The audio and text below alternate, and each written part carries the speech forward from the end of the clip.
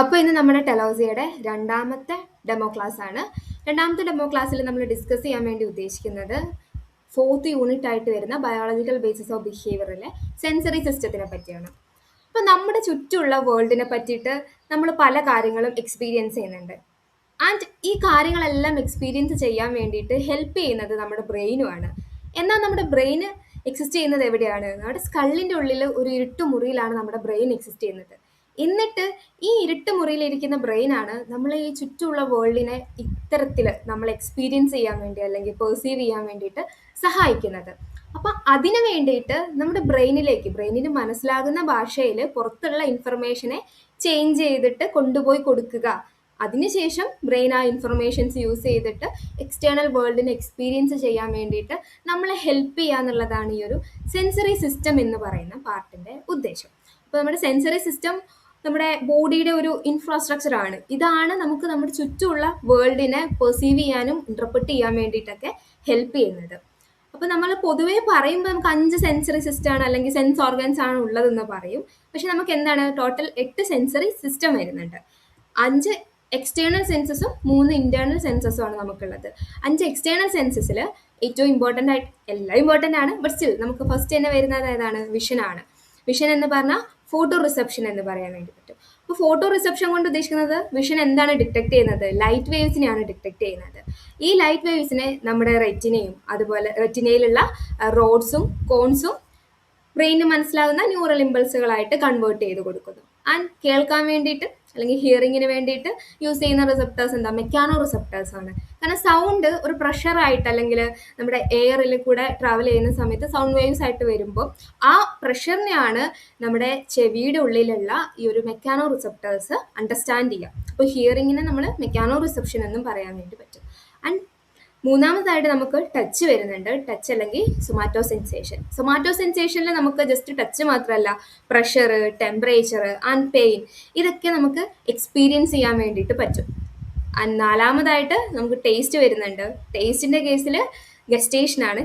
Gestation എന്താണ്? നമ്മുടെ നാക്കിൽ നമുക്ക് ഈ കെമിക്കൽ ഉണ്ടാവും, കീമോ റിസപ്റ്റേഴ്സ് ഉണ്ടാവും. ഈ കെമിക്കൽസ് നമ്മളെ നാക്കിലുള്ള റിസപ്റ്റേഴ്സുമായിട്ട് ഒരു കോണ്ടാക്ട് വരുന്ന സമയത്ത് ന്യൂറൽ ഇമ്പൾസസ് ഉണ്ടാകുന്നു. നമുക്ക് അണ്ടർസ്റ്റാൻഡ് ചെയ്യാൻ വേണ്ടി അല്ലെങ്കിൽ എക്സ്പീരിയൻസ് ചെയ്യാൻ വേണ്ടി പറ്റുന്ന 5 ടേസ്റ്റുകൾ എന്ന് പറയുന്നത് സ്വീറ്റ് ഉണ്ട്, sour, salty and bitter and umami. ഇത്തരത്തിൽ 5 ടേസ്റ്റുകളാണ് നമുക്ക് എക്സ്പീരിയൻസ് ചെയ്യാൻ വേണ്ടി പറ്റുക. അഞ്ചാമത്തെ സെൻസ് അല്ലെങ്കിൽ എക്സ്റ്റേണൽ സെൻസിൻ്റെ പാർട്ടായിട്ട് വരുന്നതാണ് നമ്മുടെ സ്മെല്ല് അല്ലെങ്കിൽ ഓൾഫാക്ഷൻ. ഓൾഫാക്ഷനിലും നമ്മൾ ഡിറ്റക്ട് ചെയ്യുക കെമിക്കലായിട്ടുള്ള അല്ലെങ്കിൽ നമ്മുടെ എയറിലുള്ള കെമിക്കൽ മോളിക്യൂൾസിനെയാണ് നമ്മൾ ഡിറ്റക്ട് ചെയ്യുക. അത് വെച്ചിട്ട് നമുക്ക് എന്താണ് ആ ഒരു സ്മെല്ല് എന്നുള്ളത് അണ്ടർസ്റ്റാൻഡ് ചെയ്യാൻ വേണ്ടി പറ്റും. ഈ 4 എണ്ണത്തിൽ നിന്നും സ്മെല്ലിനെ ഡിഫറൻഷിയേറ്റ് ചെയ്യുന്ന കാര്യം എന്താണെന്ന് വെച്ചാൽ ഈ 4 ആൾക്കാരും തലാമസിനെ കടന്നു പോകും. അതായത് തലാമസിൽ കൂടെ പാസ് ചെയ്തിട്ടാണ് നമ്മളെ ബ്രെയിനിൽ എത്തുമെങ്കിൽ സ്മെല്ലിൻ്റെ കേസിൽ സ്മെല്ല് പലപ്പോഴും നമ്മുടെ ഈ ഒരു തലാമസിൽ കൂടെ പാസ് ചെയ്യാതെ അതിനെ ബൈപ്പാസ് ചെയ്തിട്ടാണ് നമ്മുടെ ബ്രെയിനിൻ്റെ ഹയർ ഏരിയാസിലോട്ട് എത്തുന്നത്. അതാണ് നമ്മുടെ എക്സ്റ്റേണൽ സെൻസസ്. വിഷൻ ഉണ്ട്, ഹിയറിംഗ് ഉണ്ട്, ടച്ച് ഉണ്ട്, ടേസ്റ്റ് ഉണ്ട് ആൻഡ് സ്മെല്ലുണ്ട്. അതിനുശേഷം നമുക്ക് വരുന്നതാണ് നമ്മുടെ ഇന്റേണൽ സെൻസസ്. നേരത്തെ പറഞ്ഞതുപോലെ നമുക്ക് 3 ഇന്റേണൽ സെൻസ് ആണുള്ളത്. അതിൽ ഒന്നാമത്തതാണ് വെസ്റ്റിബുലർ സെൻസ്. വെസ്റ്റിബുലർ സെൻസ് ആണ് നമ്മുടെ ഇന്നർ ഇയറിലുള്ള സെൻസറി സിസ്റ്റം. ഇതിൽ നമ്മുടെ പ്രധാനമായിട്ട് ഇവരുടെ റോൾ എന്ന് പറയുന്നത് ഹെഡിൻ്റെ ഒരു പൊസിഷൻ എന്താണെന്ന് മനസ്സിലാക്കുക, അതുപോലെ തന്നെ മൂവ്മെൻറ്റ് മനസ്സിലാക്കുക, നമുക്കൊരു ബാലൻസ് പ്രൊവൈഡ് ചെയ്യുക, സ്പേഷ്യൽ ഓറിയൻറ്റേഷൻ തരിക. ഇതൊക്കെയാണ് നമ്മുടെ വെസ്റ്റിബുലർ സെൻസിൻ്റെ ഉദ്ദേശം. ആൻഡ് പ്രൊപ്രിയോസെപ്ഷൻ എന്ന് പറയുമ്പം പ്രൊപ്രിയോസെപ്ഷൻ നമ്മുടെ മസിൽസിൽ, ടെൻഡൻസിൽ, ജോയിൻസിലൊക്കെയാണ് ഈ റിസപ്റ്റേഴ്സ് ഉണ്ടാവുക. ഈ റിസപ്റ്റേഴ്സ് ആണ് നമ്മൾ നോക്കാതെ തന്നെ നമുക്ക് പല മൂവ്മെൻറ്റ്സും പോസിബിൾ ആയില്ലേ. അപ്പോൾ നമ്മുടെ കൈയും കാലും ഒക്കെ ഈ സ്പേസിൽ എങ്ങനെയാണ് മൂവ് ചെയ്യുന്നത്, അല്ലെങ്കിൽ അതിപ്പോൾ എവിടെയാണ് പൊസിഷൻ ചെയ്തേക്കുന്നത്, നമ്മുടെ കാല് എങ്ങനെ ഇരിക്കുന്നതെന്ന് നമുക്കിപ്പോൾ കാലിലോട്ട് നോക്കാതെ മനസ്സിലാക്കാൻ വേണ്ടി പറ്റും. ഈവൻ നമുക്ക് കണ്ണടിച്ചിട്ട് നമ്മുടെ മൂക്കിലോ അല്ലെങ്കിൽ നമ്മുടെ ചെവിയിലോ ടച്ച് ചെയ്യാൻ വേണ്ടി പറ്റും. ഈവൻ ഇരുട്ടുള്ള സമയത്ത്, കറണ്ട് പോയ സമയത്ത് നമുക്ക് നമ്മുടെ വീട്ടിൻ്റെ ഉള്ളിൽ കൂടെ വെട്ടമില്ലാതെ പാസ് ചെയ്യാൻ വേണ്ടി പറ്റാറുണ്ട്. അപ്പോൾ ഇതൊക്കെ എന്തുകൊണ്ടാണ്? നമുക്ക് ഈ പ്രൊപ്രിയോസെപ്ഷൻ ഉള്ളത് കൊണ്ടാണ്. ഈ പ്രൊപ്രിയോസെപ്ഷൻ ആണ് നമ്മുടെ ഓരോ ബോഡി പാർട്സും എവിടെയാണ് കറൻ്റ്ലി ഉള്ളത്, അതിൻ്റെ മൂവ്മെൻറ്റിനെ പറ്റിയിട്ടൊക്കെയുള്ള ഇൻഫർമേഷൻസ് തന്നുകൊണ്ടിരിക്കുന്നത്. ആൻഡ് മൂന്നാമത്തെ ടൈപ്പാണ് നമ്മുടെ ഇൻട്രോസെപ്ഷൻ. ഇൻട്രോസെപ്ഷൻ നമ്മുടെ ഇന്റേണൽ ഓർഗൻസ് ഉണ്ടാവില്ല, അതിൻ്റെ സ്റ്റേറ്റ്, അതിൻ്റെ ഇക്വിലിബ്രിയം ഓക്കെ ആണോ, ഹങ്കർ, തേഴ്സ്റ്റ്, നമ്മുടെ ഹാർട്ട് ബീറ്റ് ആയിക്കോട്ടെ, അല്ലെങ്കിൽ നമ്മുടെ ബ്ലഡ് പ്രഷർ ആയിക്കോട്ടെ, അങ്ങനെയുള്ള നമ്മുടെ ബോഡിയുടെ ഇക്വിലിബ്രിയം മാനേജ് ചെയ്യേണ്ട പാർട്സിനെ പറ്റിയിട്ടൊക്കെ അതിൽ നിന്നുള്ള ഇൻഫർമേഷനൊക്കെ കളക്ട് ചെയ്യുന്നതാണ് നമ്മുടെ ഇൻട്രോസെപ്ഷൻ. അങ്ങനെ ടോട്ടൽ നമുക്ക് എത്രയുണ്ട്? 8 സെൻസസ് ഉണ്ട്. 5 എക്സ്റ്റേണലും 3 ഇന്റേണൽ ആയിട്ടുള്ള സെൻസസ് ആണുള്ളത്. അപ്പോൾ ഈ സെൻസസിനൊക്കെ എക്സ്റ്റേണൽ വേൾഡിൽ നിന്നുള്ള ഇൻഫർമേഷൻ കളക്ട് ചെയ്തിട്ട് ബ്രെയിനിന് മനസ്സിലാകുന്ന ലാംഗ്വേജിലോട്ട് കൺവേർട്ട് ചെയ്യണമല്ലോ. അതിന് നമ്മളെ ഹെൽപ്പ് ചെയ്യുന്നതാണ് റിസപ്റ്റേഴ്സ്. അപ്പോൾ ഈ റിസപ്റ്റേഴ്സ് ആണ് പലതരത്തിലുള്ള എനർജീനെയും കെമിക്കൽ ചേഞ്ചസിനെയൊക്കെ ഡിറ്റക്ട് ചെയ്യുന്നത്.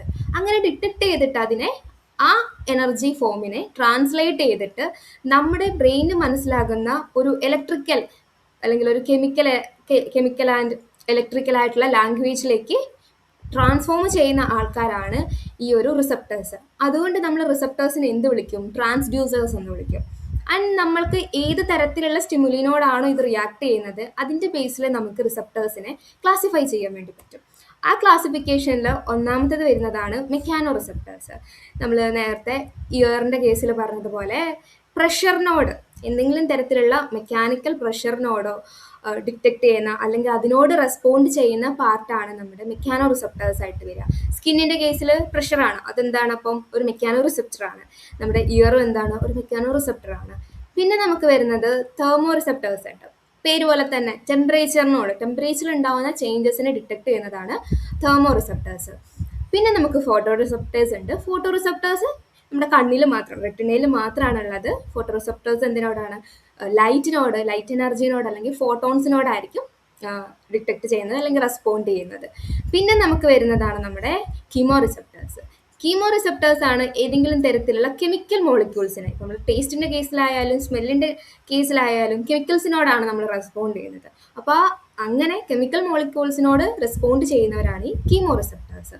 പിന്നെ നമുക്ക് ലാസ്റ്റായിട്ട് നോസിസെപ്റ്റേഴ്സും കൂടെ ഉണ്ട്. നോസിസെപ്റ്റേഴ്സ് പെയിൻ എന്ന് പറയുമ്പോൾ നമുക്ക് എന്തെങ്കിലും തരത്തിലുള്ള ഡേഞ്ചർ വരുന്ന തരത്തിലുള്ള ഒരു ടിഷ്യൂ ഡാമേജിലോട്ടൊക്കെ പൊട്ടൻഷ്യൽ ഉള്ള തരത്തിലുള്ള ഒരു ഇൻറ്റൻസ് ആയിട്ടുള്ള ഹീറ്റോ മെക്കാനിക്കൽ ട്രോമയോ അല്ലെങ്കിൽ ഭയങ്കരമായിട്ടുള്ള കെമിക്കലായിട്ടൊക്കെ കോണ്ടാക്ട് വരുമ്പോൾ അതിനോടൊക്കെയാണ് ഈ നോസിസെപ്റ്റേഴ്സ് റെസ്പോണ്ട് ചെയ്യുക. അപ്പം ഇത്തരത്തിൽ നമ്മൾ എക്സ്പീരിയൻസ് ചെയ്യുന്ന സ്റ്റിമുലി അനുസരിച്ച് നമുക്ക് 5 ടൈപ്പ് ഓഫ് റിസപ്റ്റേഴ്സ് ഉണ്ടെന്ന് പറയാം. മീൻസ് 5 ഏതൊക്കെയാണ്? ഒന്ന് മെക്കാനോ റിസപ്റ്റർ ഉണ്ട്, അതുപോലെ തന്നെ ഫോട്ടോ റിസപ്റ്റർ ഉണ്ട്, നോസിസെപ്റ്റേഴ്സ് ഉണ്ട്, കീമോ റിസപ്റ്റേഴ്സ് ഉണ്ട്, ആൻഡ് തെർമോ റിസപ്റ്റേഴ്സ് ഉണ്ട്. അതേപോലെ തന്നെ നമുക്ക് വേറെ തരത്തിലും കൂടെ ക്ലാസിഫൈ ചെയ്യാൻ വേണ്ടി പറ്റും. ഇതിൻ്റെ ഒരു സ്ട്രക്ചർ എങ്ങനെയാണെന്ന് ബേസ് ചെയ്തിട്ട് ചില റിസപ്റ്റേഴ്സ് ന്യൂറോൺസ് ആണ്, ചില റിസപ്റ്റേഴ്സ് നമ്മുടെ ബൈപോളർ ന്യൂറോൺസ് ആണ്.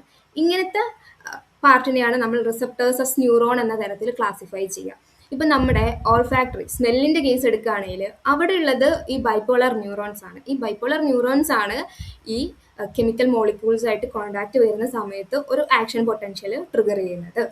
രണ്ടാമത്തെ ക്ലാസിഫിക്കേഷൻ അല്ലെങ്കിൽ രണ്ടാമത്തെ ടൈപ്പായിട്ട് വരുന്നതാണ് റിസപ്റ്റേഴ്സ് ഓഫ് സ്പെഷ്യലൈസ്ഡ് സെൽ. ഇവിടെ എന്താണില്ല, ന്യൂറോൺസ് അല്ല, പക്ഷേ ഒരു സ്പെഷ്യലൈസ്ഡ് അല്ലെങ്കിൽ ഒരു ഡിഫറെൻറ്റ് ടൈപ്പ് ഓഫ് സെല്ലായിരിക്കും. അതിന് ഈ ആക്സോൺസും അതുപോലെ തന്നെ ഡെൻഡ്രൈറ്റ്സ് ഒന്നും ഉണ്ടാവില്ല. ബൈപോളർ ന്യൂറോൺ എന്ന് പറയുന്ന സമയത്ത്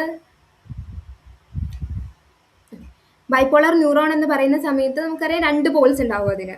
അതേ സ്ഥാനത്ത് ഈ റിസപ്റ്റേഴ്സ് ആ സ്പെഷ്യലൈസ്ഡ് സെൽ എന്ന് പറയുന്ന സമയത്ത് അവിടെ എന്തില്ല, നമുക്കൊരു സ്പെസിഫിക് ആക്സോൺസോ ഡെൻഡ്രൈറ്റ്സോ ഒന്നും ഇല്ലാത്ത ഒരു സെല്ലായിരിക്കും അവിടെ ഉണ്ടാവുക. അപ്പോൾ ടേസ്റ്റിൻ്റെ കേസ് എടുക്കുകയാണെങ്കിൽ നമ്മുടെ ടേസ്റ്റിൻ്റെ റിസപ്റ്റേഴ്സ് ആയിട്ട് ആക്ട് ചെയ്യുന്നത് നമ്മുടെ മൈക്രോവില്ലിയാണ്. മൈക്രോവില്ലി എന്തല്ല, ഒരു സ്പെഷ്യലൈസ്ഡ് സെല്ലാണ്, ഒരു ന്യൂറോൺ അല്ല. അങ്ങനെയാണ് നമ്മൾ ഈ ഒരു സ്ട്രക്ചർ വെച്ചിട്ട് നമ്മൾ റിസപ്റ്റേഴ്സിനെ ക്ലാസിഫൈ ചെയ്യാൻ വേണ്ടി പറ്റും. അതിനുശേഷം ഈ ഒരു റിസപ്ഷൻ നടക്കുന്ന അല്ലെങ്കിൽ നമ്മളൊരു കാര്യം പുറത്തുള്ള ഇൻഫർമേഷൻ കളക്ട് ചെയ്തിട്ട് നമ്മുടെ ബ്രെയിനിൽ നിന്ന് അതൊരു പെർസെപ്ഷൻ ഉണ്ടാകുന്ന ആ ഒരു പ്രോസസ്സിനെ നമ്മൾ ബേസിക് സ്റ്റെപ്സ് ആയിട്ട് അറേഞ്ച് ചെയ്യുകയാണെങ്കിൽ ഒന്നാമത്തെ പാർട്ടാണ് റിസപ്ഷൻ എന്ന് പറയുമ്പം നമ്മുടെ സെൻസറി റിസപ്റ്റേഴ്സ് എന്ത് ചെയ്യണം, ഒരു സ്റ്റിമുലി പുറത്തുണ്ട് എന്നുള്ളത് ഡിറ്റക്ട് ചെയ്യണം. ലൈറ്റ് ആണെങ്കിൽ ലൈറ്റ്, സൗണ്ട് ആണെങ്കിൽ സൗണ്ട്, അതിനെ നമ്മൾ ഡിറ്റക്ട് ചെയ്യണം. അതാണ് നമ്മുടെ റിസപ്ഷന് ശേഷമാണ് ഈ ട്രാൻസ്ഡക്ഷൻ സംഭവിക്കുന്നത്. ആ ഒരു ഫിസിക്കൽ എനർജി, ലൈറ്റ് ആണേ അത്, മെക്കാനിക്കൽ എനർജി ആണേ അത്, അങ്ങനെ എന്താണോ ആ ഫിസിക്കൽ എനർജി അതിനെ നമ്മൾ ഒരു ഇലക്ട്രിക്കൽ ആക്ഷൻ പൊട്ടൻഷ്യലായിട്ട് നമ്മൾ കൺവേർട്ട് ചെയ്യണം. അതാണ് ട്രാൻസ്ഡക്ഷന് ശേഷം അവിടെ നിന്നാൽ പോരല്ലോ. നമ്മളിപ്പോൾ കണ്ണിൽ കൺവേർഷൻ നടന്നു, ഒരു ലൈറ്റിനെ നമ്മൾ ഇലക്ട്രിക്കൽ ആക്ഷൻ പൊട്ടൻഷ്യലായിട്ട് കണ്ണിൽ വെച്ചിട്ട് കൺവേർട്ട് ചെയ്തു. എന്നിട്ട് അത് അവിടെ ഇരുന്നാൽ പോരല്ലോ, അതവിടെ ബ്രെയിനിൽ എത്തണ്ടേ. ആ ബ്രെയിനിൽ എത്താൻ വേണ്ടിയിട്ട് പോണ ആ ഒരു പൊക്കിനെയാണ് നമ്മൾ ഈ ട്രാൻസ്മിഷൻ എന്ന് പറയുന്നത്. ആൻഡ് ട്രാൻസ്മിഷൻ അങ്ങനെ നമ്മുടെ നെർവസ് സിസ്റ്റം, സെൻട്രൽ നെർവസ് സിസ്റ്റത്തിലേക്ക് എത്തുന്നു. അവിടെ എത്തിക്കഴിഞ്ഞിട്ടാണ് ഇൻ്റഗ്രേഷൻ നടക്കുന്നത്. ഇൻ്റഗ്രേഷനിലാണ് ബ്രെയിൻ എന്ത് ചെയ്യും, ഈ ഇൻഫർമേഷനെ ഓർഗനൈസ് ചെയ്തിട്ട് അതിനെ ഇന്റർപ്രറ്റ് ചെയ്തിട്ട് നമുക്കൊരു മീനിങ് ഫുൾ ആയിട്ടുള്ള പെർസെപ്ഷൻ ആക്കി മാറ്റും. നമ്മളിപ്പോൾ ഇതിനൊക്കെ എന്തോ ഒരു സ്ട്രക്ചറായിട്ട് കാണുന്നതിന് പകരം ദ പ്രോസസ് എന്ന് നമ്മൾ വായിക്കാൻ വേണ്ടി പറ്റുന്നുണ്ട്. അങ്ങനെ മീനിങ് ഫുൾ ആയിട്ടുള്ള ഒരു പെർസെപ്ഷൻ ആക്കിയിട്ട് മാറ്റുക എന്നുള്ളതാണ് അവസാനത്തെ സ്റ്റെപ്പായിട്ടുള്ള ബ്രെയിനിൻ്റെ റോൾ. അങ്ങനെ റിസപ്ഷൻ നടക്കുന്നു. റിസപ്ഷന് ശേഷം നമ്മൾ ട്രാൻസ്ഡക്ഷൻ നടക്കുന്നു. അത് ബ്രെയിനിലോട്ട് മൂവ് ചെയ്യുമ്പോൾ ട്രാൻസ്മിഷൻ. അവിടെ നിന്ന് നമ്മുടെ ബ്രെയിൻ ഇതൊക്കെ ഇന്റർപ്രറ്റ് ചെയ്ത് കഴിയുമ്പോൾ അതിനെ നമ്മൾ ഇൻ്റഗ്രേഷൻ എന്നും പറയും. പിന്നെ നമ്മൾ ആദ്യത്തെ നമ്മുടെ സെൻസറി സിസ്റ്റത്തിലെ ആദ്യത്തെ സിസ്റ്റമായിട്ടുള്ള വിഷ്വൽ സിസ്റ്റത്തിലേക്ക് പോവുകയാണ്. അപ്പോൾ വിഷ്വൽ സിസ്റ്റം ഡിറ്റക്ട് ചെയ്യുന്നത് എന്താണ്? ലൈറ്റിനെയാണ് ഡിറ്റക്ട് ചെയ്യുന്നത്. അപ്പോൾ ലൈറ്റ് മൂവ് ചെയ്യുന്നത് വേവ്സ് ആയിട്ടാണ്. ഇങ്ങനെ വേവ്സ് ആയിട്ടാണ് ലൈറ്റ് പാസ് ചെയ്യുക. അപ്പോൾ വേവ് ലെങ്ത് എന്ന് പറയുന്നത് ഒരു വേവ് ഉണ്ടാവുമല്ലോ, ആ വേവിൻ്റെ ഡിസ്റ്റൻസിനെയാണ് നമ്മൾ എന്ത് പറയുന്നത്, ഈ ഒരു വേവ് ലെങ്ത് ആയിട്ട് കൺസിഡർ ചെയ്യുന്നത്. അപ്പം നമ്മുടെ ഈ വേവ് ലെങ്ത് അനുസരിച്ചിട്ടാണ് നമ്മുടെ കളേഴ്സിനെ നമ്മൾ പെർസീവ് ചെയ്യാൻ വേണ്ടിയിട്ട് പറ്റുന്നത്. ഇതിൽ തന്നെ നമ്മുടെ ഇലക്ട്രോ മാഗ്നറ്റിക് സ്പെക്ട്രത്തിൽ ഹ്യൂമൻസിന് കാണാൻ വേണ്ടി പറ്റുന്നതിനെ നമ്മൾ വിസിബിൾ സ്പെക്ട്രം എന്ന് പറയുന്നത്. അത് നമ്മളൊരു 380 നാനോമീറ്റർ ആ ഒരു ഏരിയയിൽ എത്തുന്ന സമയത്ത് ഈ ഒരു ഷോർട്ട് ആയിട്ടുള്ള വേവ് ലെങ്ത്തിൽ വരുമ്പം നമ്മളതിനെ വയലറ്റ് കളറായിട്ടും പെർസീവ് ചെയ്യും. ആൻഡ് കുറച്ചും കൂടെ വലിയ വേവ് ലെങ്ത്തിലോട്ട് വരുമ്പോൾ 750 നാനോമീറ്റർ എന്നൊക്കെ പറയുമ്പോൾ റെഡ്. ഈ രണ്ട് എൻഡ് ആണ് നമുക്ക് എക്സ്പീരിയൻസ് ചെയ്യാൻ വേണ്ടി പറ്റുക. ഈ 380ഉം 750ഉം അതിൻ്റെ ഇൻ ബിറ്റ്വീൻ ആയിട്ട് വരുന്ന വേവ് ലെങ്ത് ആണ് ഹ്യൂമൻസിന് അല്ലെങ്കിൽ ഹ്യൂമൻസിൻ്റെ ഐസിന് അണ്ടർസ്റ്റാൻഡ് ചെയ്യാൻ വേണ്ടിയിട്ട് പറ്റുക. അപ്പോൾ ഇവിടുന്ന് രണ്ടാമത്തെ ലൈറ്റിൻ്റെ പ്രോപ്പർട്ടി ആയിട്ട് വരുന്നതാണ് ആംപ്ലിറ്റ്യൂഡ്. ആംപ്ലിറ്റ്യൂഡ് കൊണ്ട് ഉദ്ദേശിക്കുന്നത് ആ ലൈറ്റ് വേവിൻ്റെ ഹൈറ്റിനെയാണ് നമ്മൾ ആംപ്ലിറ്റ്യൂഡ് എന്ന് പറയുക.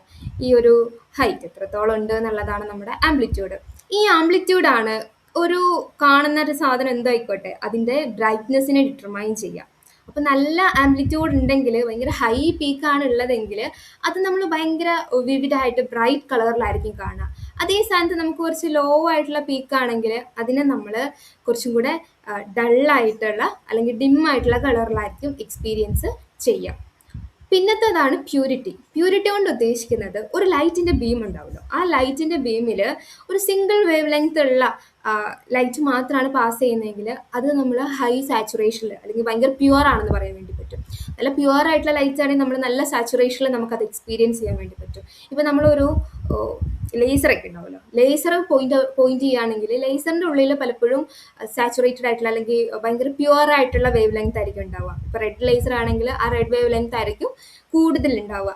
അപ്പം നമ്മളത് ഭയങ്കര നല്ല റെഡ് കളറായിട്ട് കാണൂല, ഒരു റിച്ച് റെഡ് കളറായിട്ട് അല്ലെങ്കിൽ ഒരു കളറിൻ്റെ ട്രൂനെസ് എന്നൊക്കെ പറയുന്നത് അതാണ് സാച്ചുറേഷൻ.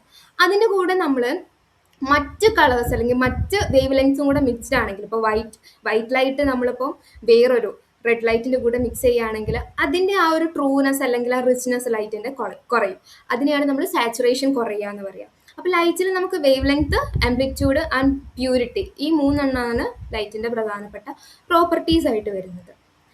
ഇപ്പം ഈ ഒരു 380 മുതൽ 750 നാനോമീറ്റർ വരെയുള്ള വേവ് ലെങ്ത് ആണ് നമുക്ക് മനസ്സിലാക്കാൻ വേണ്ടി പറ്റുക. ആ ഒരു ഷോർട്ട് വേവ് ലെങ്ത് കളേഴ്സ് നമ്മുടെ ഒരു വയലറ്റ് ബ്ലൂ ഏരിയയിലും, അതുപോലെ തന്നെ ലോങ് വേവ് ലെങ്ത് റെഡ് ആയിട്ടുമാണ് വരിക. ആൻഡ് നമ്മൾ കാണുന്ന സമയത്ത് അല്ലെങ്കിൽ ഒരു കാര്യം എക്സ്പീരിയൻസ് ചെയ്യുന്ന സമയത്ത് ഈ ഒരു ട്രാൻസ്ഫോർമേഷൻ്റെ ലെയേഴ്സ് എന്ന് പറയുമ്പോൾ ഈ പുറത്തൊരു ഒബ്ജക്റ്റ് ഉണ്ടാവില്ല. നമ്മളിപ്പോൾ ഈ ഒരു പെന്നാണ് കാണുന്നതെങ്കിൽ ഈ പെന്നും ഫിസിക്കൽ വേൾഡിൽ എക്സിസ്റ്റ് ചെയ്യുന്നുണ്ട് ഒരു 3D ഒബ്ജക്റ്റ് ആയിട്ട്. ഇതിനെയാണ് നമ്മൾ ഡിജിറ്റൽ സ്റ്റിമുലി എന്ന് പറയുന്നത്. എങ്ങനെയാണോ പുറത്തൊരു സാധനം എക്സിസ്റ്റ് ചെയ്യുന്നത് അതാണ് അതിൻ്റെ ഡിജിറ്റൽ സ്റ്റിമുലി എന്ന് നമ്മൾ പറയാം. ഈ ഡിജിറ്റൽ സ്റ്റിമുലിനെ നമ്മുടെ ഉള്ളിലേക്ക് എത്തിക്കുന്ന ചില മീഡിയം ഉണ്ടാകും. ഇതിപ്പോൾ നമ്മൾ കാണുകയാണെങ്കിൽ ആ ഒരു ലൈറ്റ് വേവ്സ് ഇതിൽ റിഫ്ലക്റ്റ് ചെയ്തിട്ട് നമ്മുടെ കണ്ണിലോട്ട് എത്തുന്നു. അതാണ് അവിടുത്തെ ഇൻഫോർമേഷണൽ മീഡിയ ആയിട്ട് ആക്ട് ചെയ്യുക. അതിനുശേഷം വരുന്നതാണ് ഈ പ്രോക്സിമൽ സ്റ്റിമുലി. പ്രോക്സിമൽ സ്റ്റിമുലി എന്ന് പറയുന്നത് നമ്മുടെ കണ്ണിലായിരിക്കും ഫോം ചെയ്യുന്നത്. ഇപ്പം നമ്മൾ സ്കൂളിലൊക്കെ പഠിക്കുന്ന സമയത്ത് ഒരു മരമൊക്കെ വരച്ചിട്ട് ഒരു കണ്ണിനെ പറ്റിയിട്ട് പഠിക്കുന്ന സമയത്ത് എപ്പോഴും പഠിച്ചിട്ടുള്ള ഒരു കാര്യമായിരിക്കും, ഇങ്ങനെ ഒരു സാധനം വരും, അതിനുശേഷം എന്താണ് ഇവിടെ തല തിരിഞ്ഞിട്ടുള്ള ഒരു മരമായിരിക്കും ഇവിടെ നമുക്ക് കണ്ണിൽ ഫോം ചെയ്യാന്ന് പറഞ്ഞിട്ട്. അപ്പൊ ഇതാണ് നമ്മുടെ പ്രോക്സിമൽ സ്റ്റിമുലി. നമ്മൾ ഈ ഡിജിറ്റൽ ആയിട്ടുള്ള ഈ ഒരു മരം എങ്ങനെയായിട്ടാണ് കണ്ടത്? ഒരു 2D ഫോമിൽ തലകുത്തനെ ആയിട്ടാണ് നമ്മുടെ റെറ്റിനയിൽ ഫോം ചെയ്തിട്ടുള്ളത്. ഇതിനെയാണ് നമ്മൾ ഈ പ്രോക്സിമൽ സ്റ്റിമുലി എന്ന് പറയുന്നത്. ആൻഡ് പെർസെപ്ച്വൽ ഒബ്ജക്റ്റ് എന്ന് പറയുമ്പോൾ ഈ പ്രോക്സിമൽ സ്റ്റിമുലി കൊടുത്തിട്ടുള്ള ഒരു ഇൻഫർമേഷൻ നമ്മുടെ ബ്രെയിനിൽ എത്തുമ്പോൾ അത് നമ്മൾ എക്സാക്റ്റ് ആയിട്ട് കാണുന്ന ഒരു മരമുണ്ട്. നമ്മുടെ ബ്രെയിൻ ക്രിയേറ്റ് ചെയ്യുന്ന ഒരു മരമുണ്ട്. 3D ഫോമിൽ നമ്മുടെ ബ്രെയിൻ സെറ്റ് ചെയ്യും. അതിനെയാണ് നമ്മൾ ഈ പെർസെപ്ച്വൽ ഒബ്ജക്റ്റ് എന്ന് പറയുന്നത്.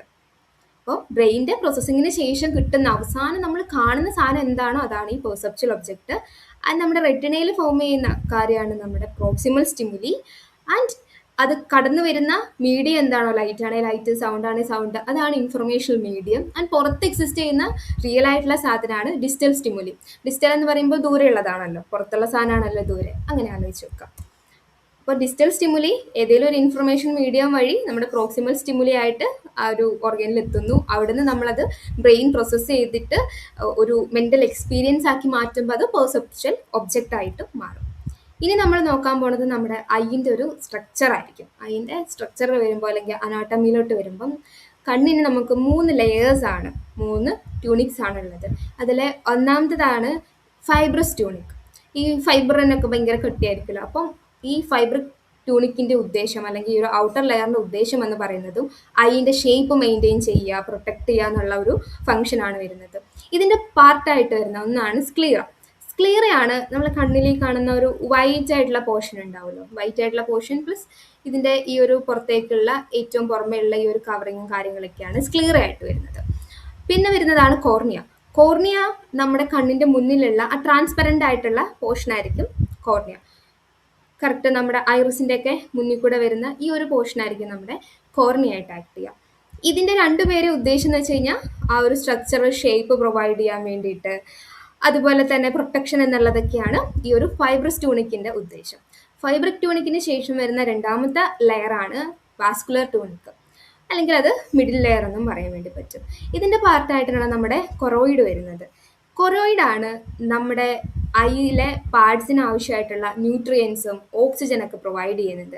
അതുപോലെ തന്നെ ഈ ഒരു പാർട്ടാണ് നമ്മുടെ കണ്ണിൻ്റെ ഉള്ളിൽ കയറുന്ന ലൈറ്റ് അതിൻ്റെ ഉള്ളിൽ നിന്ന് തന്നെ ഇങ്ങനെ റിഫ്ലക്റ്റ് ചെയ്യാതിരിക്കാൻ വേണ്ടിയിട്ട്, ഇൻറ്റേർണൽ ആയിട്ടുള്ള റിഫ്ലക്ഷൻ ഒഴിവാക്കാൻ വേണ്ടിയിട്ട് അതിനെ മൊത്തം അബ്സോർബ് ചെയ്യുന്ന ആ ഒരു ജോലി ചെയ്യുന്നതും നമ്മുടെ ഈ ഒരു കൊറോയിഡ് എന്ന് പറഞ്ഞിട്ടുള്ള പോർഷനാണ്. 3 ലെയേഴ്സിലെ നടുക്കായിട്ട് വരുന്ന ലെയറാണ് കൊറോയിഡ്. ആൻഡ് കൊറോയിഡിന് ശേഷം കൂടെ നമ്മുടെ വാസ്കുലർ ട്യൂണിക്കിൻ്റെ പാർട്ടായിട്ട് വരുന്നതാണ് സിലിയറി ബോഡി.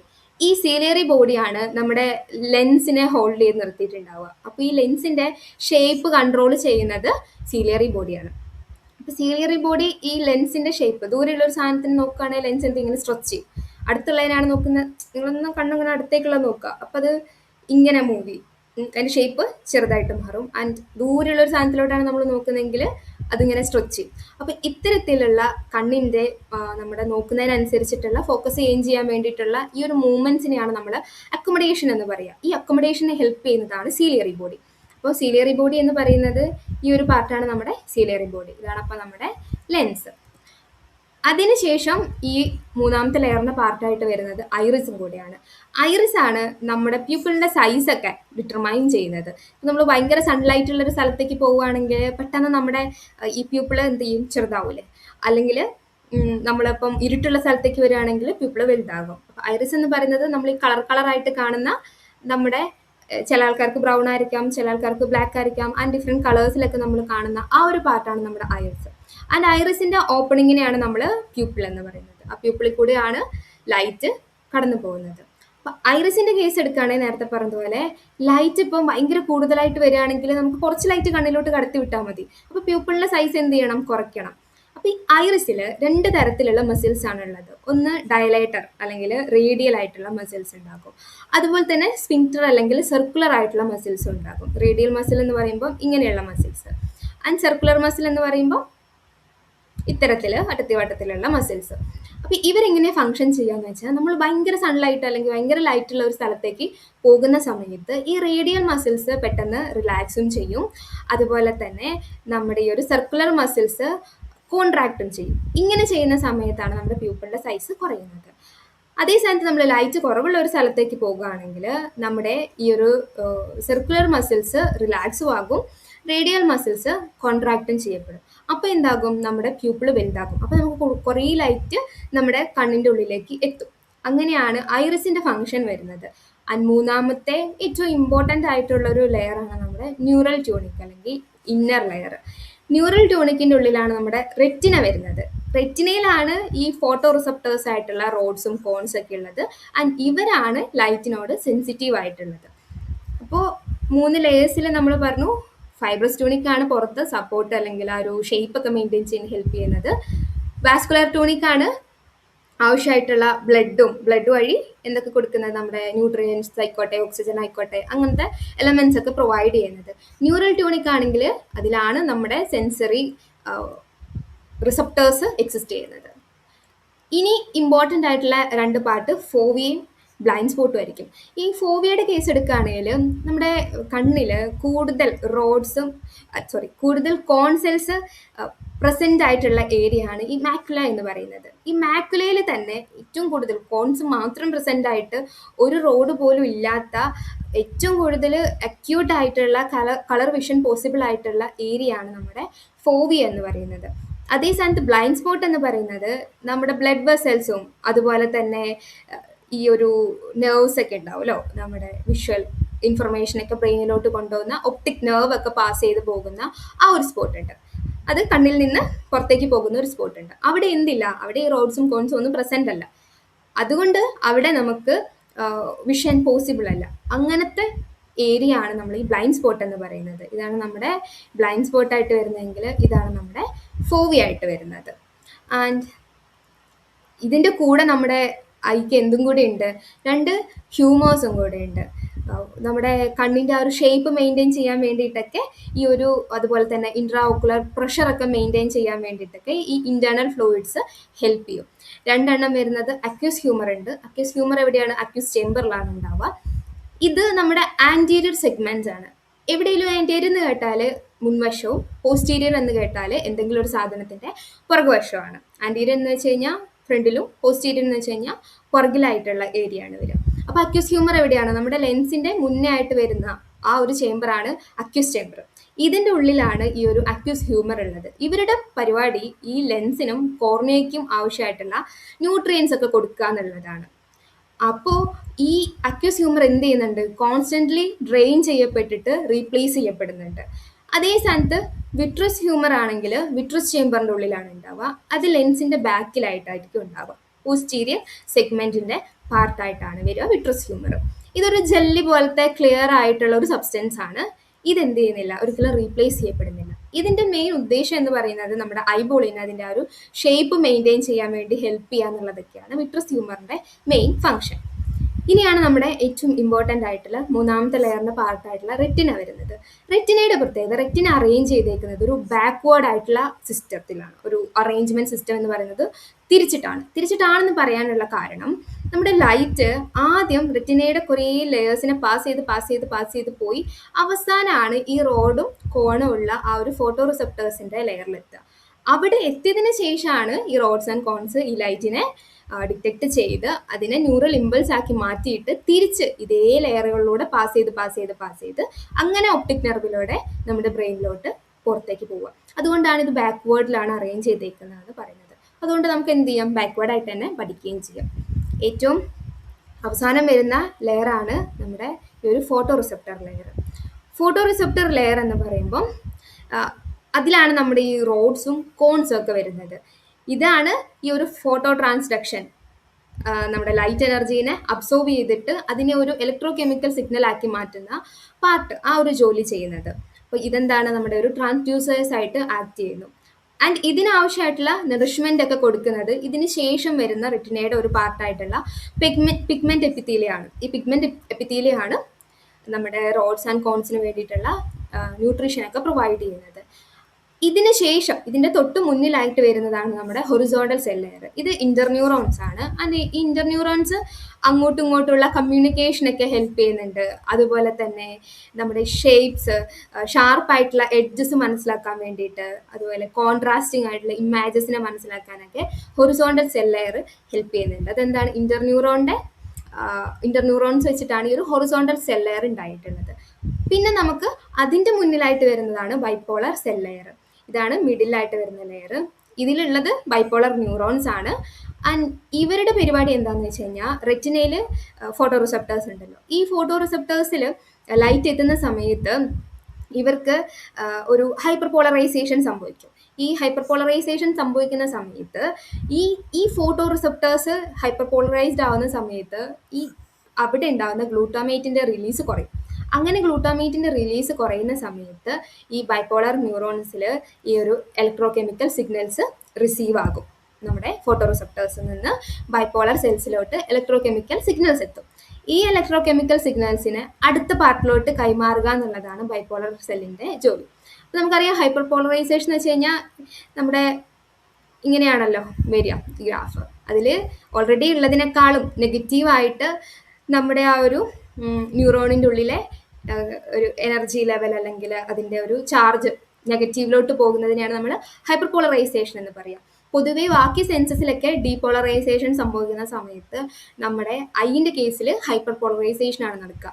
അങ്ങനെ കൂടുതൽ നെഗറ്റീവായിട്ടുള്ള എനർജി ആയിട്ട് മാറുന്നു.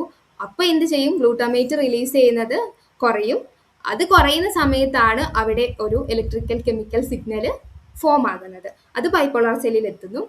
ബൈപോളർ സെല്ലിനെയും അതുപോലെ തന്നെ നമ്മുടെ ഗാംഗ്ലിയോൺ സെല്ലിനെയും കൂടെ കണക്ട് ചെയ്യുന്ന ലെയറാണ് അമാക്രൈൻ സെൽസ്. ഇതും ഇന്റർന്യൂറോൺസ് ആണ്. ഇതും നമ്മുടെ മോഷനെ ഡിറ്റക്ട് ചെയ്യാൻ വേണ്ടിയിട്ടും അതുപോലെ തന്നെ ഡിഫറെൻറ്റ് ഇലുമിനേഷൻ ലെവലൊക്കെ ഐഡന്റിഫൈ ചെയ്യാനൊക്കെ ഹെൽപ്പ് ചെയ്യുന്ന ഒരു പാർട്ടും കൂടെയാണ്. അതിനുശേഷം മുന്നിലായിട്ട് വരുന്നതാണ് നമ്മുടെ ഗാംഗ്ലിയോൺ സെൽ ലെയർ. ഇതാണ് ഏറ്റവും ഫ്രണ്ടിലായിട്ട് വരുന്ന ലെയർ. ഈ ലെയർ നമ്മുടെ ഐബോളിനോട്, അല്ലെങ്കിൽ നമ്മളിപ്പം സൺലൈറ്റ് ഫസ്റ്റ് ഹിറ്റ് ചെയ്യുന്നത് എവിടെയാണെന്ന് പറയാം, ഈ ഒരു ഗാംഗ്ലിയോൺ സെൽ ലെയറിലാണെന്ന് പറയാം. പക്ഷെ അത് കടന്ന് പോയിട്ട് എവിടെ എത്തണം, അതിനെ നമുക്ക് കൺവേർട്ട് ചെയ്യാൻ വേണ്ടി പറ്റണേ റോഡ്സ് ആൻഡ് കോൺസ് ഒക്കെ ഉള്ള ഫോട്ടോ റിസെപ്റ്റേഴ്സിൽ എത്തണം എന്ന് മാത്രം. ആൻഡ് ഈ ഗാംഗ്ലിയോൺ സെൽ ലെയറിലോട്ടാണ് തിരിച്ച് ഈ ഇൻഫർമേഷൻ, റോഡ്സ് ആൻഡ് കോൺസിൽ നിന്നുള്ള ഇൻഫർമേഷൻ തിരിച്ചെത്താം. ഈ ഗാംഗ്ലിയോൺ സെൽ ലെയറിന്റെ ആക്സോൺസ് ചേർന്നിട്ടാണ് നമ്മുടെ ഒപ്റ്റിക് നെർവ് ഫോം ചെയ്തിട്ടുള്ളത്. അതാണ് പിന്നീട് നമ്മുടെ കണ്ണിന്റെ പുറത്തേക്ക് പാസ് ചെയ്തിട്ട് പോകുന്നത്. ആണ് റെറ്റിനയുടെ ഇമ്പോർട്ടൻ്റ് ആയിട്ടുള്ള ലെയേഴ്സ് ആയിട്ട് വരുന്നത്. അപ്പോൾ എന്തായി, അതിൻ്റെ ഫ്രണ്ട് വശം ഇതാണെങ്കിൽ ഇതാണ് അതിൻ്റെ ബാക്ക് സൈഡ്. ലൈറ്റ് റേസ് ഇതിലൂടെ മൊത്തം പാസ് ചെയ്ത് വന്ന് ആൻഡ് അവിടെ എത്തിയതിന് ശേഷം റോഡ്സ് ആൻഡ് കോൺസ് അതിനെ ഇലക്ട്രിക്കൽ മെസ്സേജ് ആക്കി മാറ്റിയിട്ട് തിരിച്ച് ഈ വഴി പോയിട്ട് അവിടുന്ന് നമ്മുടെ ഗാംഗ്ലിയോൺ സെല്ലിൻ്റെ ആക്സോൺസ് ഫോം ചെയ്യുന്ന ആ ഒരു ഒപ്റ്റിക് നെർവ് കൂടെ പാസ് ചെയ്ത് ബ്രെയിനിലോട്ട് പോകും. അങ്ങനെയാണ് നമ്മുടെ ഒരു റെറ്റിനയുടെ സ്ട്രക്ചർ ബിൽഡ് ആയിട്ടുള്ളത്. പിന്നെ ഒരു 10 ലെയേഴ്സും കൂടെ ഉണ്ട്. നമുക്ക് റെറ്റിനേനെ 10 ലെയേഴ്സായിട്ട് ക്ലാസിഫൈ ചെയ്യാൻ വേണ്ടി പറ്റും. അതാണിത്. ആൻഡ് റെറ്റിനയിൽ നമ്മുടെ ഏറ്റവും അവസാനത്തെ ഫോട്ടോ റിസെപ്റ്റേഴ്സ് ആയിട്ട് വരുന്നത് എന്തൊക്കെയായിരുന്നു, റോഡും കോൺസും ആണ്. അപ്പോൾ ഈ റോഡ്സ് കുറേ നമ്പേഴ്സ് ഉണ്ട്. ഓൾമോസ്റ്റ് ഒരു 120 മില്യൺ റോഡ് സെൽസ് ഉണ്ടെന്ന് പറയാം. കോണിൻ്റെ കേസ് എടുക്കുകയാണെങ്കിൽ ജസ്റ്റ് ഒരു 5 മില്യൺ ആണ് നമ്മൾ കോൺസ് വരുന്നത്. ആൻഡ് റോഡ് എന്താണ്, ഒരു ടൈപ്പ് റോഡ് സെല്ല് മാത്രമാണ് നമുക്കുള്ളത്. അത് ഈ സ്ഥാനത്ത് 3 ടൈപ്പ്, ഷോർട്ട് വേവ് ലെങ്തിനെ നോക്കാൻ വേണ്ടിയിട്ട്, മീഡിയം വേവ് ലെങ്ത്തിന് വേണ്ടിയിട്ട് ആൻഡ് ലോങ് വേവ് ലെങ്തിനായിട്ട് നമുക്ക് 3 ടൈപ്പ് കോൺ സെൽസ് ഉണ്ട്. ആൻഡ് റോഡ് സെൽസ് നമ്മളെ ഹെൽപ്പ് ചെയ്യുന്നത് സ്കോട്ടോപ്പിക് ആയിട്ടുള്ള വിഷനാണ്. അതായത് ഡിം ലൈറ്റിൽ അല്ലെങ്കിൽ നമുക്ക് ഇരുട്ടത്തൊക്കെ കാണാൻ വേണ്ടിയിട്ട്, മൊത്തം ഇരുട്ടല്ല, ചെറിയ വെട്ടമുള്ള സ്ഥലങ്ങൾ ഉണ്ടാവില്ല, ഒരു നൈറ്റിലൊക്കെ നമുക്ക് കാര്യങ്ങൾ എക്സ്പീരിയൻസ് ചെയ്യാൻ വേണ്ടി പറ്റുള്ളൂ. അതിനൊക്കെ ഹെൽപ്പ് ചെയ്തത് നമ്മുടെ റോഡ്സ് ആണ്. അതേ സ്ഥാനത്ത് കോണിന്റെ ജോലി എന്ന് പറഞ്ഞാൽ ഫോട്ടോപിക് വിഷൻ ആണ്. ഇതാണ് ബ്രൈറ്റ് ലൈറ്റിൽ നമുക്ക് കാണാൻ ഹെൽപ്പ് ചെയ്യുന്നത്. അതുപോലെ കളേഴ്സ് എക്സ്പീരിയൻസ് ചെയ്യാൻ ഹെൽപ്പ് ചെയ്യുന്നത് കോൺസ് ആണ്. പിന്നെ നമുക്കുള്ളത് പെരിഫറൽ വിഷൻ ആണ് റോഡിന്റെ ജോലി. പെരിഫറൽ വിഷൻ എന്ന് പറയുമ്പോൾ ഒന്ന് റോഡ് സെൽസ് കൂടുതലായിട്ട് ലൊക്കേറ്റ് ചെയ്തിട്ടുള്ളത് കണ്ണിന്റെ സൈഡ് വശത്തേക്ക് അല്ലെങ്കിൽ പെരിഫറൽ ഏരിയയിലേക്കായിരിക്കും. ആൻഡ് അതുപോലെ തന്നെ നമ്മളെ പെരിഫറൽ വ്യൂ ഉണ്ടല്ലോ, അതാണ് റോഡ് പ്രൊവൈഡ് ചെയ്യുന്നത്. അതേ സ്ഥാനത്ത് കോൺസ് കൂടുതലായിട്ട് സെൻറ്റർ ചെയ്തിട്ടുള്ള നമ്മുടെ ഫോവിയ ആ ഒരു പാർട്ട് സെൻറ്റർ പോർഷനിലോട്ടാണ്, കണ്ണിൻ്റെ സെൻറ്റർ പോർഷനിലോട്ടാണ്. ആൻഡ് കളർ വിഷൻ, അക്യൂട്ട് ആയിട്ടുള്ള വിഷനൊക്കെയാണ് കോൺ സെൽസ് നമ്മളെ ഹെൽപ്പ് ചെയ്യുന്നത്. ആൻഡ് റോഡ്സിൻ്റെ ഫംഗ്ഷൻ എന്ന് പറയുന്നത് ബെറ്റർ ആയിട്ട് കുറച്ചും കൂടെ നമ്മളെ മൂവ്മെൻറ്റിനോട് റെസ്പോണ്ട് ചെയ്യാൻ വേണ്ടി പറ്റും. അതുപോലെ തന്നെ നൈറ്റ് വിഷൻ ഒക്കെ പോസിബിൾ ആക്കുക എന്നുള്ളതാണ്. കോണിന്റെ ഫംഗ്ഷൻ പ്രധാനമായിട്ടും ഡീറ്റെയിൽഡ് ആയിട്ടുള്ള കളർ വിഷൻ പോസിബിൾ ആക്കുക എന്നുള്ളതാണ്.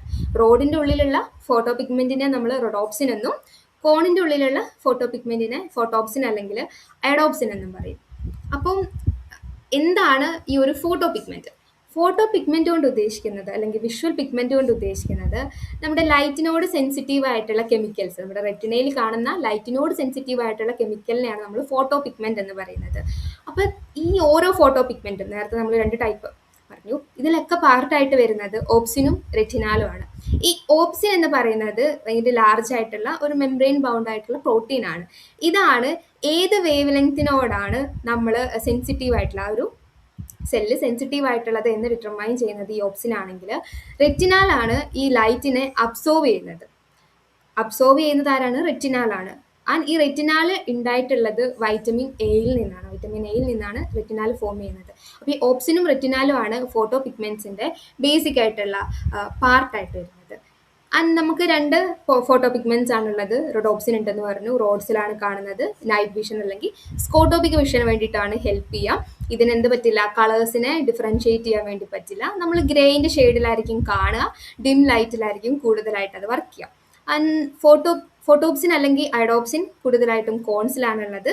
ആൻഡ് നമുക്ക് 3 different type of cone pigments present ആണ്. 3 വേവ് ലെങ്ത് ഉണ്ടല്ലോ, short wave length and medium wave length and long wave length. ഇതിനെ 3നെയും ഡിറ്റക്ട് ചെയ്യാൻ 3 ടൈപ്പ് ഓഫ് ഫോട്ടോ പിഗ്മെന്റ്സ് കോണിൽ പ്രസന്റ് ആണ്. ആൻഡ് ഇവര് നമ്മളെ ഹെൽപ്പ് ചെയ്യുന്നത് എന്തിനാണ്? ഒരു ഫോട്ടോപിക് വിഷന് വേണ്ടിയിട്ടാണ്, ഫുൾ കളർ പെർസെപ്ഷന് വേണ്ടിയിട്ടാണ് ഫോട്ടോപ്സിൻ ആൻഡ് അഡോപ്സിൻ ഹെൽപ്പ് ചെയ്യുന്നത്. ആൻഡ് എങ്ങനെയാണ് ഈ കണ്ണിന്റെ ഉള്ളിൽ നിന്ന് നമുക്ക്, റെറ്റിനേന്റെ ഉള്ളിൽ നിന്ന് നമുക്ക് മനസ്സിലായി ഇലക്ട്രോ കെമിക്കൽ സിഗ്നൽസ് ഫോം ആകുന്നത് എങ്ങനെയാണ് ആ ഒരു പ്രോസസ്സ്? അതിനെയാണ് നമ്മൾ ഈ ഫോട്ടോ ട്രാൻസ്ഡക്ഷൻ സൈക്കിൾ എന്ന് പറയുന്നത്. ഇവിടെ എന്ത് സംഭവിക്കുന്നത് വെച്ച് കഴിഞ്ഞാൽ, ലൈറ്റ് എന്ന് പറയുന്നത് ഫോട്ടോൺസ് ആണല്ലോ. ഈ ഫോട്ടോൺസ് നമ്മുടെ ഫോട്ടോ പിഗ്മെന്റ്സ് അബ്സോർബ് ചെയ്യും.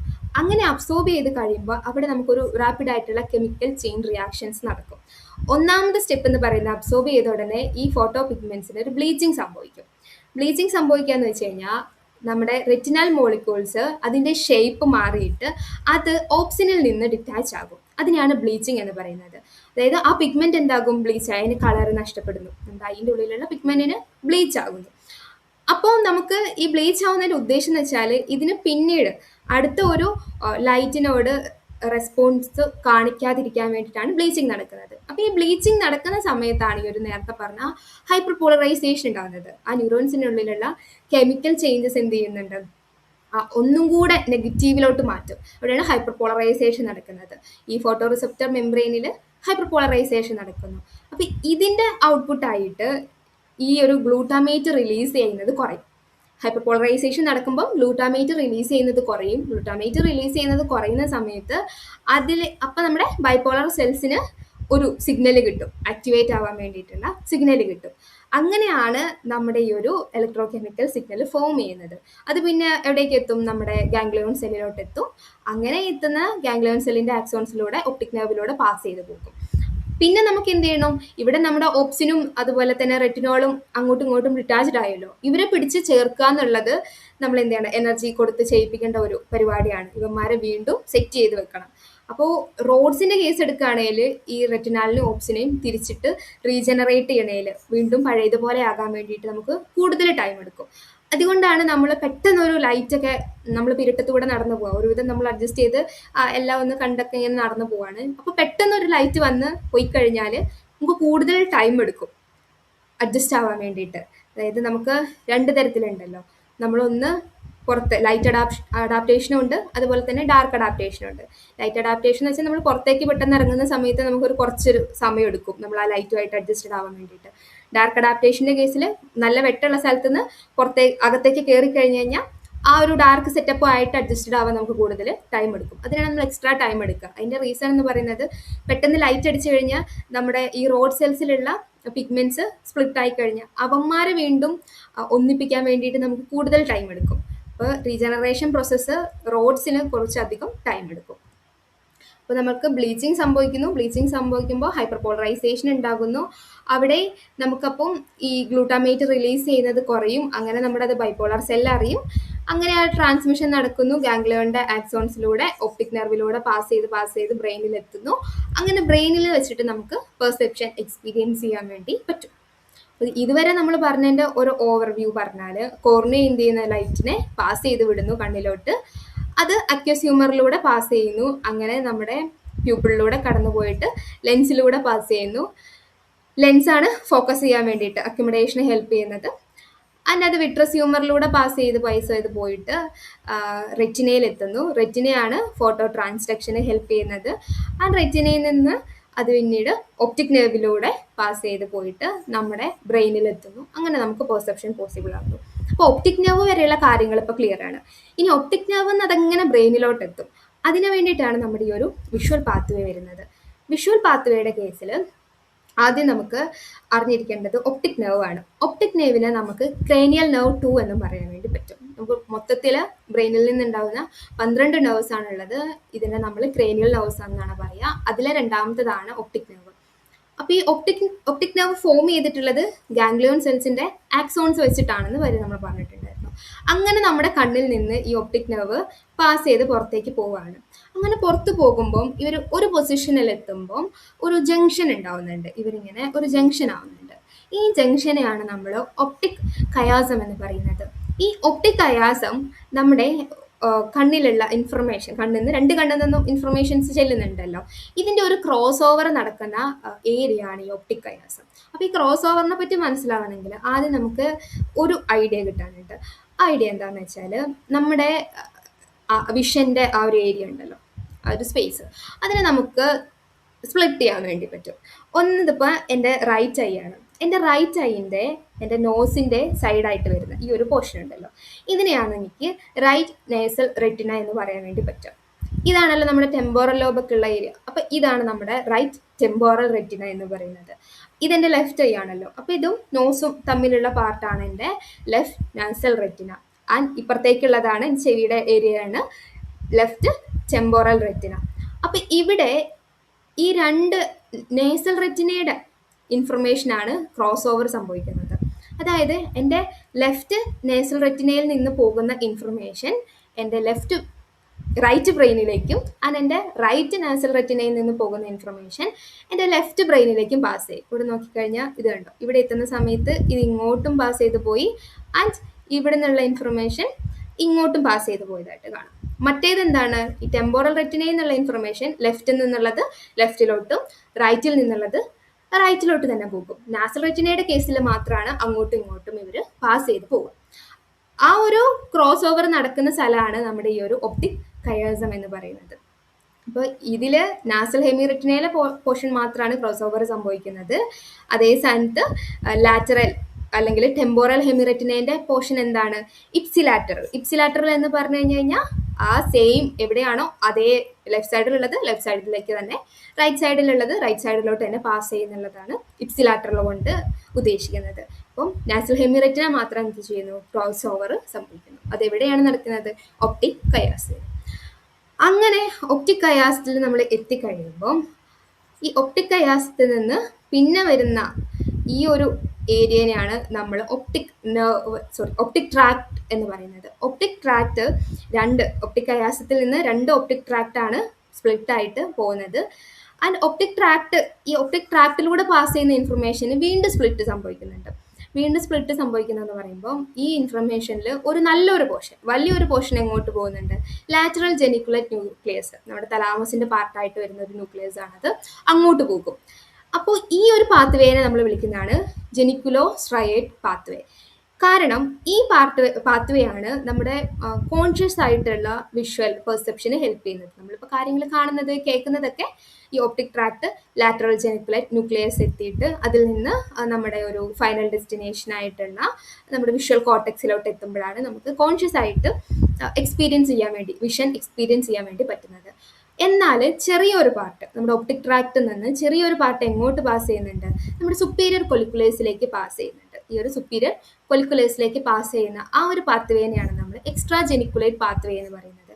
ഈ ഇൻഫർമേഷൻ എന്തിനാന്ന് വെച്ചാൽ നമുക്ക് കോൺഷ്യസ് അല്ലാത്ത ആവശ്യങ്ങൾക്കും നമുക്ക് വിഷ്വൽ ഇൻഫർമേഷൻ വേണമല്ലോ, പ്രത്യേകിച്ച് നമ്മുടെ റിഫ്ലെക്സുകൾക്കൊക്കെ. റിഫ്ലെക്സ് എന്താണ്, നമുക്ക് കോൺഷ്യസ് അല്ല. അപ്പോൾ ഈ റിഫ്ലെക്സിനൊക്കെ വേണ്ടിയിട്ടുള്ള ഇൻഫർമേഷനും കാര്യങ്ങളൊക്കെ പാസ് ചെയ്ത് പോകുന്നത് ഒപ്റ്റിക് ട്രാക്റ്റിൽ നിന്ന് സുപ്പീരിയർ കൊലിക്കുലേസിലേക്കാണ്. ഇതിനെയാണ് നമ്മൾ എക്സ്ട്രാ ജെനിക്കുലേറ്റ് പാത്വേ എന്ന് പറയുന്നത്. നേരത്തെ പറഞ്ഞ പോലെ ഈ LGN എത്തുന്ന ഇൻഫർമേഷൻസ് ഒപ്റ്റിക് റേഡിയേഷൻസ് ആയിട്ട്, ഇങ്ങനെ ഒപ്റ്റിക് റേഡിയേഷൻസ് ആയിട്ട് നമ്മുടെ വിഷ്വൽ കോർട്ടെക്സിൽ എത്തും. എവിടെയാണ് നമ്മുടെ വിഷ്വൽ കോർട്ടെക്സ് ഉള്ളത്? നമ്മുടെ ബാക്ക് സൈഡിലായിട്ട് വരുന്ന നമ്മുടെ ഒക്സിപിറ്റൽ ലോബിലാണ് ഈ വിഷ്വൽ കോർട്ടെക്സ് എത്തുന്നത്. വിഷ്വൽ കോർട്ടെക്സിനെ നമ്മൾ ഈ സ്ട്രയേറ്റ് കോർട്ടെക്സ് എന്ന് വിളിക്കും, അല്ലെങ്കിൽ ഏരിയ V1 എന്നും പറയും. അപ്പോൾ ഈ സ്ട്രയേറ്റിൽ നിന്നാണ് ഈ ജെനിക്കുലോ സ്ട്രയേറ്റ് പാത്വേ എന്ന പേര് വന്നതെന്ന് കണക്ട് ചെയ്ത് ഓർത്താൽ മതി. അപ്പം അതാണ് നമ്മുടെ കോൺഷ്യസ് ആയിട്ടുള്ള പെർസെപ്ഷന് ഹെൽപ്പ് ചെയ്യുന്നത്. അപ്പോൾ ഇൻഫർമേഷൻസ് കണ്ണിൽ നിന്ന് വന്ന് ഒപ്റ്റിക് ഛയാസത്തിലെത്തുന്നു, അവിടെ നിന്ന് കുറച്ച് സുപ്രാകയാസ്മെറ്റിക് ന്യൂക്ലിയസിലോട്ട് പോകുന്നു, ആൻഡ് ബാക്കി ഇൻഫർമേഷൻ ഒപ്റ്റിക് ട്രാക്റ്റിലൂടെ വന്ന് ലാറ്ററൽ ജെനിക്കുലേറ്റ് ന്യൂക്ലിയസിലെത്തുന്നു, പിന്നെ ഒപ്റ്റിക് റേഡിയേഷൻസ് ആയിട്ട് നമ്മുടെ വിഷ്വൽ കോർട്ടെക്സിൽ എത്തുന്നു. ഈ വിഷ്വൽ കോർട്ടെക്സിൽ എത്തിക്കഴിഞ്ഞിട്ടുള്ള ഇൻഫർമേഷൻസിന് വീണ്ടും 2 പാത്വേ ഉണ്ടെന്ന് നമുക്ക് പറയാൻ വേണ്ടി പറ്റും. അതാണ് വാട്ട് സ്ട്രീമും ആൻഡ് വേർ സ്ട്രീമും. And what and where system എന്നുകൊണ്ട് ഉദ്ദേശിക്കുന്നത് ഈ വാട്ട് സ്ട്രീമും വെയർ സ്ട്രീമുമാണ്. വാട്ട് സ്ട്രീമിനെ നമുക്ക് വെൻട്രൽ സ്ട്രീം എന്നും വെയർ സ്ട്രീമിനെ ഡോർസൽ സ്ട്രീം എന്നും പറയാം. ഈ വെൻട്രൽ ആൻഡ് ഡോർസൽ എന്ന് പറഞ്ഞിട്ടുള്ള ടേംസ് കേൾക്കുകയാണെങ്കിൽ നമ്മുടെ സ്പൈനൽ കോഡുമായിട്ട് റിലേറ്റ് ചെയ്ത് വന്നു കഴിഞ്ഞാൽ വെൻട്രൽ എന്ന് പറഞ്ഞാൽ ബെല്ലിയുടെ ഏരിയ, അതായത് നമ്മുടെ ഫ്രണ്ട് സൈഡ്, ആൻഡ് ഡോർസൽ എന്ന് പറഞ്ഞാൽ ബാക്ക് സൈഡും ആയിരിക്കും. അതേ സ്ഥാനത്ത് ബ്രെയിനിൻ്റെ കേസ് വരുവാണെങ്കിൽ വെൻട്രൽ എന്ന് പറഞ്ഞാൽ ബ്രെയിനിൻ്റെ താഴത്തെ സൈഡും ആൻഡ് ഡോർസൽ എന്ന് പറഞ്ഞു കഴിഞ്ഞാൽ മുകളിലത്തെ സൈഡും ആയിരിക്കും. അപ്പോൾ ഇവിടുത്തെ കേസിലാണെങ്കിൽ നമ്മുടെ വാർഡ് സിസ്റ്റം എന്താണ്, വെൻട്രൽ സ്ട്രീമാണ്. അപ്പോൾ ഇത് ഇങ്ങോട്ട് പാസ് ചെയ്തതെന്ന് വെച്ച് കഴിഞ്ഞാൽ ഒക്സിപിറ്റൽ ലോബിൽ നിന്ന് ടെമ്പോറൽ ലോബിലേക്കാണ് ഇത് പാസ് ചെയ്യുന്നത്. ഇത് എൻഡ് ചെയ്യുന്നത് ഇൻഫീരിയർ ടെമ്പോറൽ ലോബിലാണ്. അപ്പോൾ ഇതുകൊണ്ടാണ് ഇതിനെ വെൻട്രൽ സ്ട്രീം എന്നും കൂടെ നമ്മൾ പറയുന്നത്. ഇത് പേരിൽ തന്നെ ഉണ്ട്, വാട്ട്. ഈ ഒരു സ്ട്രീമാണ് നമ്മുടെ എന്താണ് ഒരു ഒബ്ജക്റ്റിനെ ഐഡൻറ്റിഫൈ ചെയ്യാൻ വേണ്ടി, അതിൻ്റെ കളറ്, ഫോം, ഇതൊക്കെ മനസ്സിലാക്കാൻ വേണ്ടി ഹെൽപ്പ് ചെയ്യുന്നതാണ് വാട്ട് സ്ട്രീം, ഒരു ഒബ്ജക്റ്റിനെ ഐഡൻറ്റിഫൈ ചെയ്യാൻ. അതേ സ്ഥാനത്ത് വെയർ സ്ട്രീം എന്തിനാണെന്ന് വെച്ച് കഴിഞ്ഞാൽ ഇതൊരു ആക്ഷൻ സ്ട്രീം ആണെന്ന് പറയാം. ഇതാണ് മോഷൻ മനസ്സിലാക്കുന്നത്, ഒരു സാധനത്തിൻ്റെ ലൊക്കേഷൻ എവിടെയാണത്. നമുക്കൊരു സാധനം ഇതിവിടെ ഉണ്ടെന്ന് മനസ്സിലാക്കിയിട്ട് എനിക്കതിനെ ഗ്രാബ് ചെയ്യണമെങ്കിൽ അതെനിക്ക് മനസ്സിലാക്കാൻ പറ്റണമല്ലോ. അതിനൊക്കെ ഹെൽപ്പ് ചെയ്യുന്നത് ഈ ഒരു വെയർ സ്ട്രീമാണ്.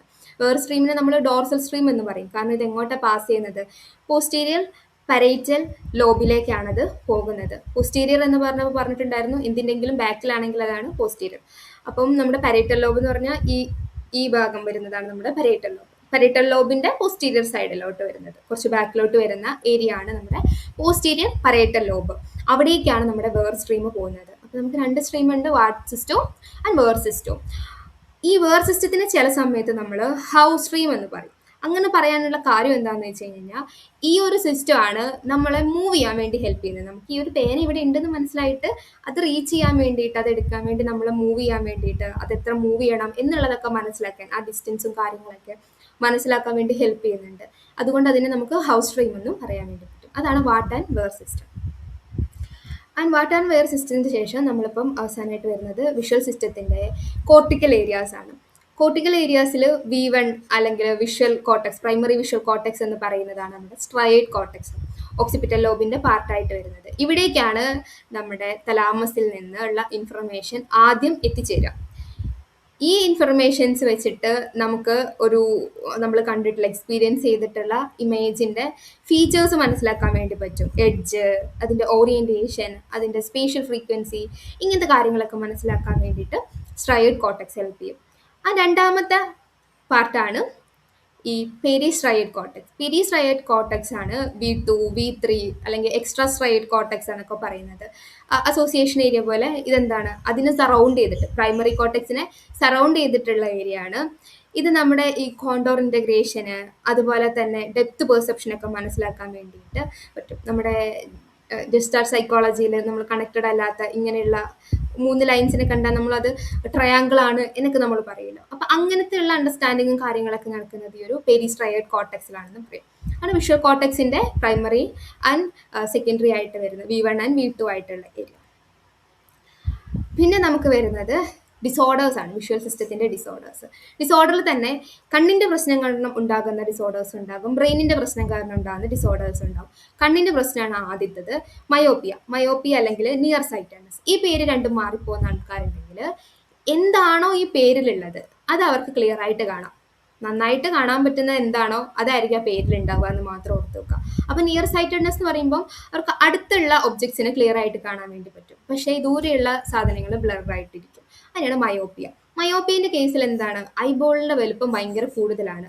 കൂടുതലാകുമ്പോൾ നമ്മുടെ ഫോക്കസ് സംഭവിക്കുക, വരുന്ന ഇൻഫർമേഷൻ ഫോക്കസ് ആവുക എവിടെയാണ്, റെറ്റിനയുടെ മുന്നിലായിട്ടാണ് ഫോക്കസ് സംഭവിക്കുക.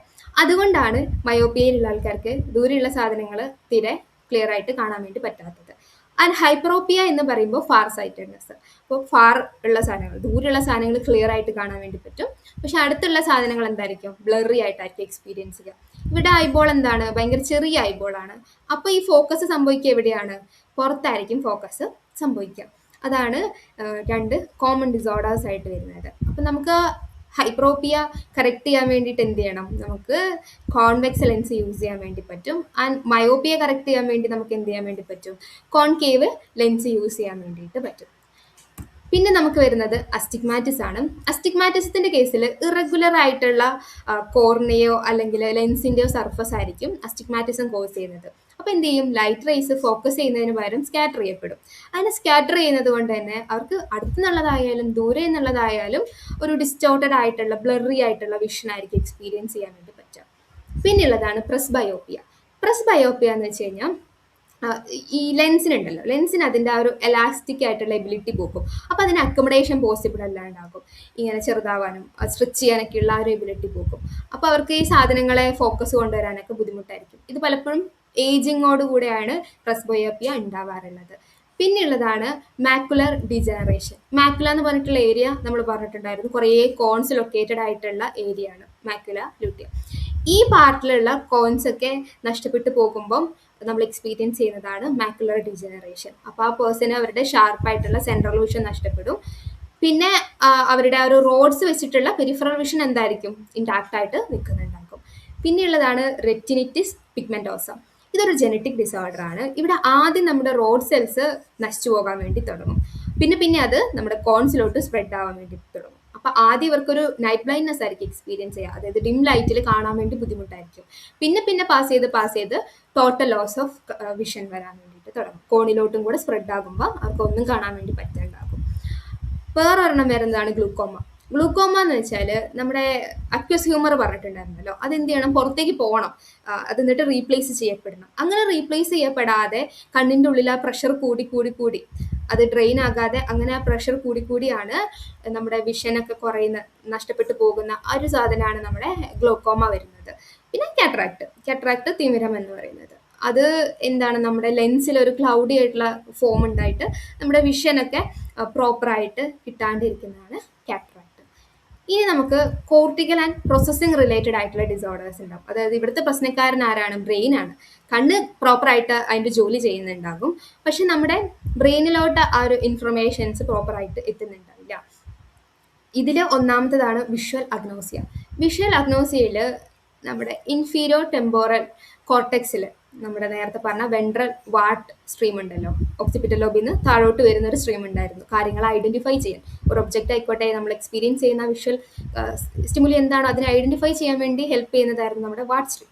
ഈ വാട്ട് സ്ട്രീമിൽ ഡാമേജ് സംഭവിക്കുമ്പോഴാണ് ഈ വിഷ്വൽ അഗ്നോസിയ വരുന്നത്. അപ്പോൾ അവർക്ക് എന്ത് ചെയ്യാൻ വേണ്ടി പറ്റില്ല, ഒരു ഒബ്ജക്റ്റിനെ കണ്ടാൽ റെക്കഗ്നൈസ് ചെയ്യാനോ ഐഡന്റിഫൈ ചെയ്യാൻ വേണ്ടിയിട്ടോ പറ്റില്ല. അതിനെയാണ് നമ്മൾ വിഷ്വൽ അഗ്നോസിയ എന്ന് പറയുന്നത്. അതേ സ്ഥാനത്ത് പ്രൊപ്പഗ്നോസിയ എന്ന് പറയുമ്പോൾ ഈ വിഷ്വൽ അഗ്നോസിയയുടെ ഒരു ടൈപ്പാണ്. ഇവിടെ ആൾക്കാർക്ക് മനസ്സിലാക്കാൻ വേണ്ടി പറ്റാത്തത് ഫെമിലിയർ ആയിട്ടുള്ള ഫേസസിനെ റെക്കഗ്നൈസ് ചെയ്യാൻ വേണ്ടി പറ്റില്ല. ഇപ്പൊ അവർക്ക് അറിയുന്ന ഒരാളായിരിക്കും, അച്ഛനായിരിക്കും, അമ്മയായിരിക്കും, ആരും ആയിക്കോട്ടെ, പക്ഷെ ആ ഫേസിനെ അവർക്ക് റെക്കഗ്നൈസ് ചെയ്യാൻ വേണ്ടി പറ്റില്ല. അതാണ് പ്രൊപ്പഗ്നോസിയ. പിന്നെയുള്ളതാണ് പ്യുവർ അലക്സിയ. പ്യുവർ അലക്സിയയിൽ നമ്മുടെ ലെഫ്റ്റ് ഇൻഫീരിയർ ടെമ്പോറൽ ലോബിനായിരിക്കും ഡാമേജ് സംഭവിച്ചിട്ടുണ്ടാവുക.